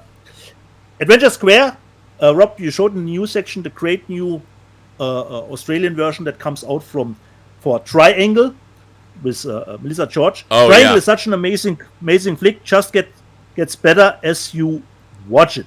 Yep. Exactly. And Rob, you showed the great Caligula set. Charlie the Unicorn, next on the list of views, Caligula. Well, that's the one that has all the sex and stuff cut out of it. Yeah. Paul and Brunotto, what about Second Sight's upcoming new 4K release? You're next. Yeah, that's is a new highlight, but of course everything gets a little buried. Paul, Yeah, I don't. I forgot to mention that. I'll definitely pick that up. I like your next. After the HITCHER announcement, everything got a little bit sidetracked. Paul and Brunotto says the Sinjar Osok movie Black Creek will have its world premiere in October. Nice. Adventure Square. Speaking of Inside Out, a good movie collection feels like walking through a life's worth of memories when checking out the shelves. Exactly. That was it, Rob. The live chat from yesterday, from 3 weeks ago. And only one thing, Rob. 3 weeks ago, you had that clickbait title, Rob. Sony is skipping out, and it was what is he talking about? And of course, people came to me, Rob. He's talking nonsense, Dieter. He's talking nonsense. He's clickbaiting us. Considering Sony going out of the recordable. Yes, they're going out of the recordable business, but that's what they're doing. And I mean, look, here's the thing. Physical media sales have declined precipitously, and it's not like we're lying about that. I mean, it's just the case. And while I think it's going to continue as long as people will license out stuff to boutique labels, but we're at the tail end of it. It's not going to last very much longer. So, what can you say? Yeah. Can you say? Exactly. Do we have some super chats left, Rob? Nope. Oh, well, we do. Actually, Stubble McShave says Haxen, the Swedish-Danish silent movie, was released the same year as Nosferatu. A pretty good year for horror movies, even though they were released 102 years ago. It's true. Haxen, again, is like Nosferatu. I mean, foreign horror. And, of course, Nosferatu is coming out this year from Robert Eggers, who made The Witch. Yeah. So that's pretty exciting. And Haxen, classic stuff. So, there you go. Speaking of classic stuff, Rob, do we have time for one card? Sure, why not? Okay, one card. Why not? Yes. Why not? Let me just put on the flashlight from my phone so I can read this small, fine print, and I don't hopefully stumble across the 5 questions. Okay, I showed Rob what is on. Khan is on the backside, Rob. So let's do that in 1 minute, Rob. A speed run. Okay. A speed run. What ship did Khan and his followers use to escape? Can I read at least, Rob? I'm not that fast with reading, Rob, English. Come on. Okay. Who assisted Khan in a power struggle against Captain Kirk? Who assisted? Marla McGivers. Yes, that is correct, Rob. To which planet were Khan and his followers SETI Alpha exiled? 5. This is SETI Alpha 5. Yeah. SETI Alpha 6. What year did Khan and his followers leave Earth? 1996. What year? Correct, Rob. And the last one. What was the name of the war during which Khan... The Eugenics Wars. Rob, why do I buy this? Unbelievable. That was easy, though. That was easy, Rob. Yeah. Okay, we've got the Khan card. Okay. Of last minute trivia. And there's a super chat came in, Rob. From Yes, a super chat came from Christopher. Is it Carrillo? Hey, Rob, and everyone's favorite German Dieter. Not sure if you are both current with House of the Dragon, The Boys, The Bear, and The Acolyte. I was hoping to get your thoughts on each show. Oh, sorry, Mr. Bastian. I can't if I spelt your name wrong. It's pretty close. no. We haven't talked about that. Let's talk about that stuff. I have no problem talking about that. By the way, Christopher sent in a $20 super chat. The only thing I can talk about, not watching the beer at the moment. Yeah, I have not caught up. I haven't watched any of season 3, but I love the show. Yeah. You know, a couple people didn't like season 3 of The Bear, but some people They did dropped like it all at once, I think. Season 3 was dropped. Yeah, all at once. and people watched it, and I've heard mixed things, but then people said that that the show actually is still great. So I haven't seen it, but I love The Bear, but I'm caught up with everything else. I think House of the Dragon is incredible. Yeah. That last episode. Totally with it. They are right there. Took a little bit, set up the first 3 episodes, and I don't know the books, but I'm really looking forward to, for me, tomorrow on Monday, when the 5th episode will drop. And I'm totally still loving The Boys, you know. Put back in Christmas. The show is still insane. Really looking forward to the finale episode. We have the great Homelander homecoming, you know, when he got back to his lab. Still great. And we need to get Anthony started. The Homelander homecoming party was, I mean, when you think, Rob, they can talk, they still do. And what happened? What happened to our little boy's sex party that he stumbled into? Bring out the gimp. Correct. Yeah, correct. I'm totally looking forward to the final. While the finale is coming on Thursday, Cobra Kai is starting, of course, the 5th season. The 6th. So Thursday will be a big day. I will say this. Say this though. You know, I don't think season 4 of The Boys was great. Yeah. I mean, it's still fun, but it's gotten to the point where I always thought it had the perfect blend of satire and plot, and now I think it's kind of all over the place. But the overarching idea of the superheroes taking over the world, I love. You know, this idea of a total crazy fascist takeover of the planet is really interesting, but it's just been sort of convoluted. And would it be a spoiler to talk about like Jeffrey Dean Morgan and the reveal? Okay. You know, of him. Normally it would be a spoiler, Rob. Yeah, I won't say anything about that. But I still like it. Yeah. I don't love it. I'm totally on. The thing at the beginning of the 4th season, for me, it was a lot of side plots that I thought were I'm not that kind of interested in. But consider that at the end with the Huey stuff and his father, that was great, because that was great. I have never seen Simon Pegg this great, Rob, from my end. Oh no, that was both of them. Because Rob, I even shed a little tear, you know. So this was a great payoff. And if we look at season 4, season 3 was extremely awesome, you know. Yeah. With the American soldier. So it was really, really high bar to stay on that kind of level for The Boys. But I'm still loving the show and totally have a blast with it. Really looking forward to the end of season 4. What they will give us. I think it's going to end on a big cliffhanger. And Rob, just the one scene when Homelander, you know, and Firecracker used some, you know. Do I need to show you more? That was unbelievable. Unbelievable. And Rob, do we really need to talk about the Acolyte? Is there not enough stuff on Acolyte on YouTube? But he gave us a $20 super chat. The buzzer. The show gets the buzzer, and what else should I tell you about? Especially the last episode when you thought, okay, what is the great mystery? Not really anything specific, you know. It's let's just call it really disappointing. I mean, it is totally, actually totally. that show has killed my interest in Star Wars in general. I honestly, I'm going to revert back to look, Star Wars changed my life. Star Wars and Empire Strikes Back changed my life.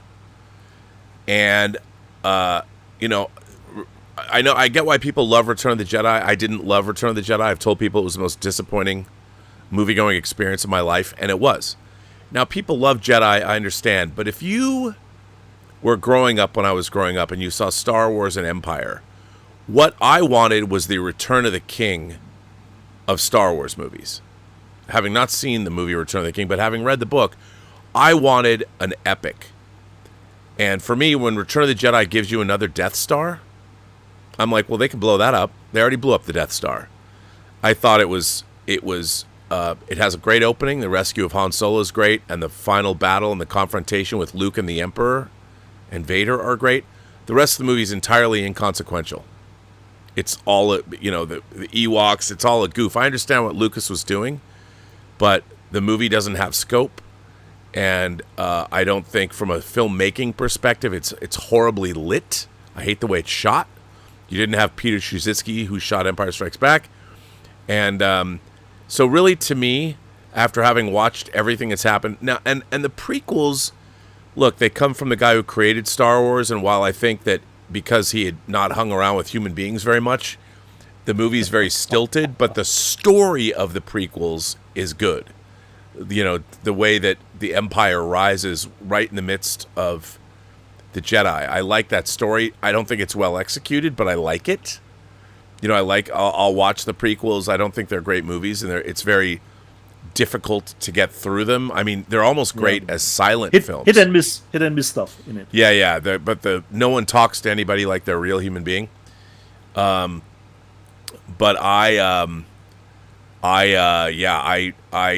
to me, Star Wars is Star Wars and The Empire Strikes Back. And I have never seen a franchise run into the ground. It's amazing because between Book of Boba Fett, the third season of Mandalorian, Obi-Wan Kenobi, and now The Acolyte, I have to shake my head. Ahsoka, we forgot. And Ahsoka. I'm like, what is this about? You know, it's so. I love Andor. You know, to me, I would add. So to me, I would say that although I've never liked, I think Rogue One is a good movie, but I don't like its ties to Star Wars. I don't think it entirely works. Andor is great, but then the end when they try and tie it together, I'm like, then why are you going to Tatooine? You don't. It's weird, but it's still.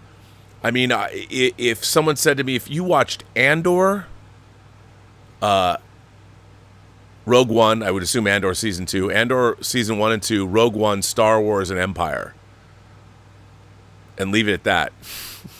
But so your own canon, Rob, your own canon. I mean, Jedi's, you know, I'll give it up because there's a lot to like in Jedi. It's just so it should have given us something. It should have been Lawrence of Arabia. It should have been monstrously huge, but it's a small movie that has big emotional stakes at the end, but it has no scope. And we get a space battle over the Death Star, which we've already seen. Admittedly, it's a great space battle, but there was nothing new or surprising. And, you know, we have to go visit Yoda again just because there's a question that needs to be answered. It's like, could have been better. Star Wars, we all love Star Wars and everybody grew up with it. And I think we're wandering around going, wow, you grew up to be really mediocre, Star Wars. And it's sad. Tim Hens informs us Spain, England 1-1. Still a tie, 1-1. Well, maybe someone will score 2 more goals and I'll be right. Yeah. Christopher Carrillo goes on to say, is the assassination of Donald Trump a South Park episode, real life reality TV, a boy's foreshadowing, or a Simpsons future prediction? What are the thoughts, Dieter? What do you think about what happened yesterday? he wants. So he wants to tie this to one of those 3 series, Yeah. which will be coming out first. Probably. The, but the Simpsons are not that brutal. So I need to go South Park. Yeah. All very interesting. I mean, it's what does it say that a 20-year-old Republican who donated to Biden's campaign, a 20-year-old with no military training, got onto a height where he had a line of sight to the president, the former president of the United States, the presumed Republican nomination for the presidency. How was it that kid was able to get up there? Yeah. And the shot was not that far off. No, if he had his head turned at the time, if his head was facing the crowd, might have been a very different outcome. Yeah. It's just a shameful moment for the country. You know, it's funny. I was thinking about Richard Harris in Unforgiven. You know, he has a big rant about how nobody would ever kill a king or a queen, but everybody can kill a president. You know, and it's really sad that's the message. Again, I believe that we're telling the rest of the world how weak America really is. Where's our moral fortitude and backbone? Just because we are immature. We are a nation that has become unable to speak to one another, unable to speak. You know, you put your adult pants on and you should be able to talk to everybody, even if somebody vehemently disagrees with you. And nowadays, Americans can't even talk to each other. We vilify one another. We vilify our favorite countrymen, and we can't wait to see them stomped on. And what does that say about our country? Maybe America is over. I mean, I don't know. I hope not, because I really love what America stands for.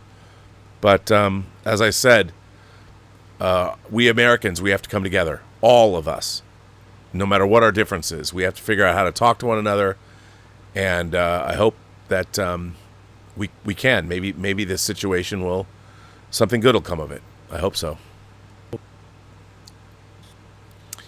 And on that note, are we caught up, Rob? We are caught up. We're caught up with everybody. Yeah,